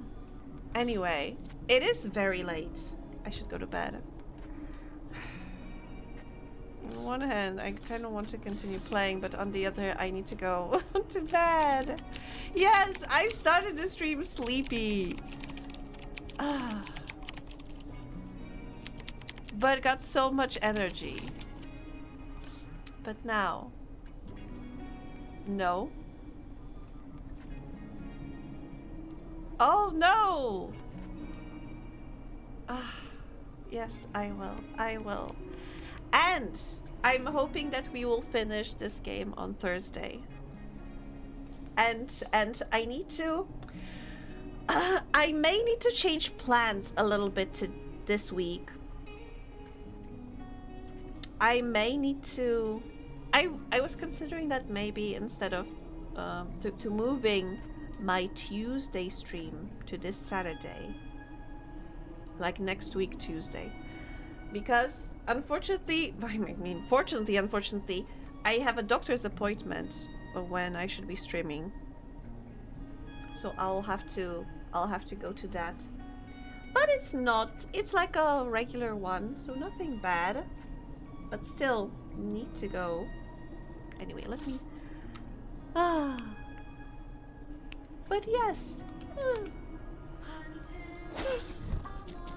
But that's next week. This week, Thursday, the usual stream. The usual stuff.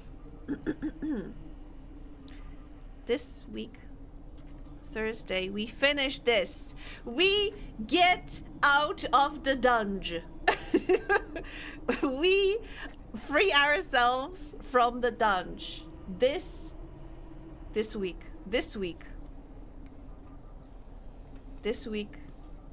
we finish the dungeon. We end the struggle. And what do we do? I can't believe the dungeon is almost over. Almost over. Where should I drop you off? Is anybody else playing Boyfriend Dungeon now?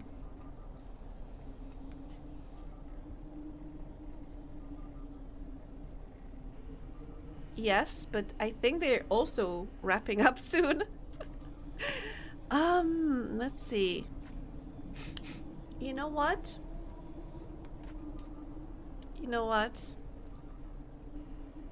Oh god, everywhere I look, everybody is wrapping up. Why is everybody starting the stream as I am starting the stream? So now they are in the same time frame as I. Casey is streaming. Okay, let's change the vibe a little bit from dating weapons to spooky Animal Crossing horror game. Why does it look like Animal Crossing? Okay, Animal Crossing goes Silent Hill. Wait. Yes. I finally need to set up the proper raid message to all you beautiful people who have subscribed and have my emotes, so you can use them as well. Rage. God, why did they come up with this horrible word? Dunge take over. Thank you. Oh god, thank you all again for hanging out. Thank you for lovely messages. I really appreciate it. You really make streaming a joy for me. It is sometimes I need to, gather myself a bit to prepare myself for streaming, but looking forward to interacting with you guys is really it really means a lot to me. So thank you so much. But yes, Thursday, the last dungeon, I hope. Anyway, let's drop into Casey's stream and see what the hell is this game that they are playing, because what. But thank you all again. Sleep tight, don't let the bed bugs bite, whatever time it is for you. I hope you have a lovely rest of the day. Take care, bye.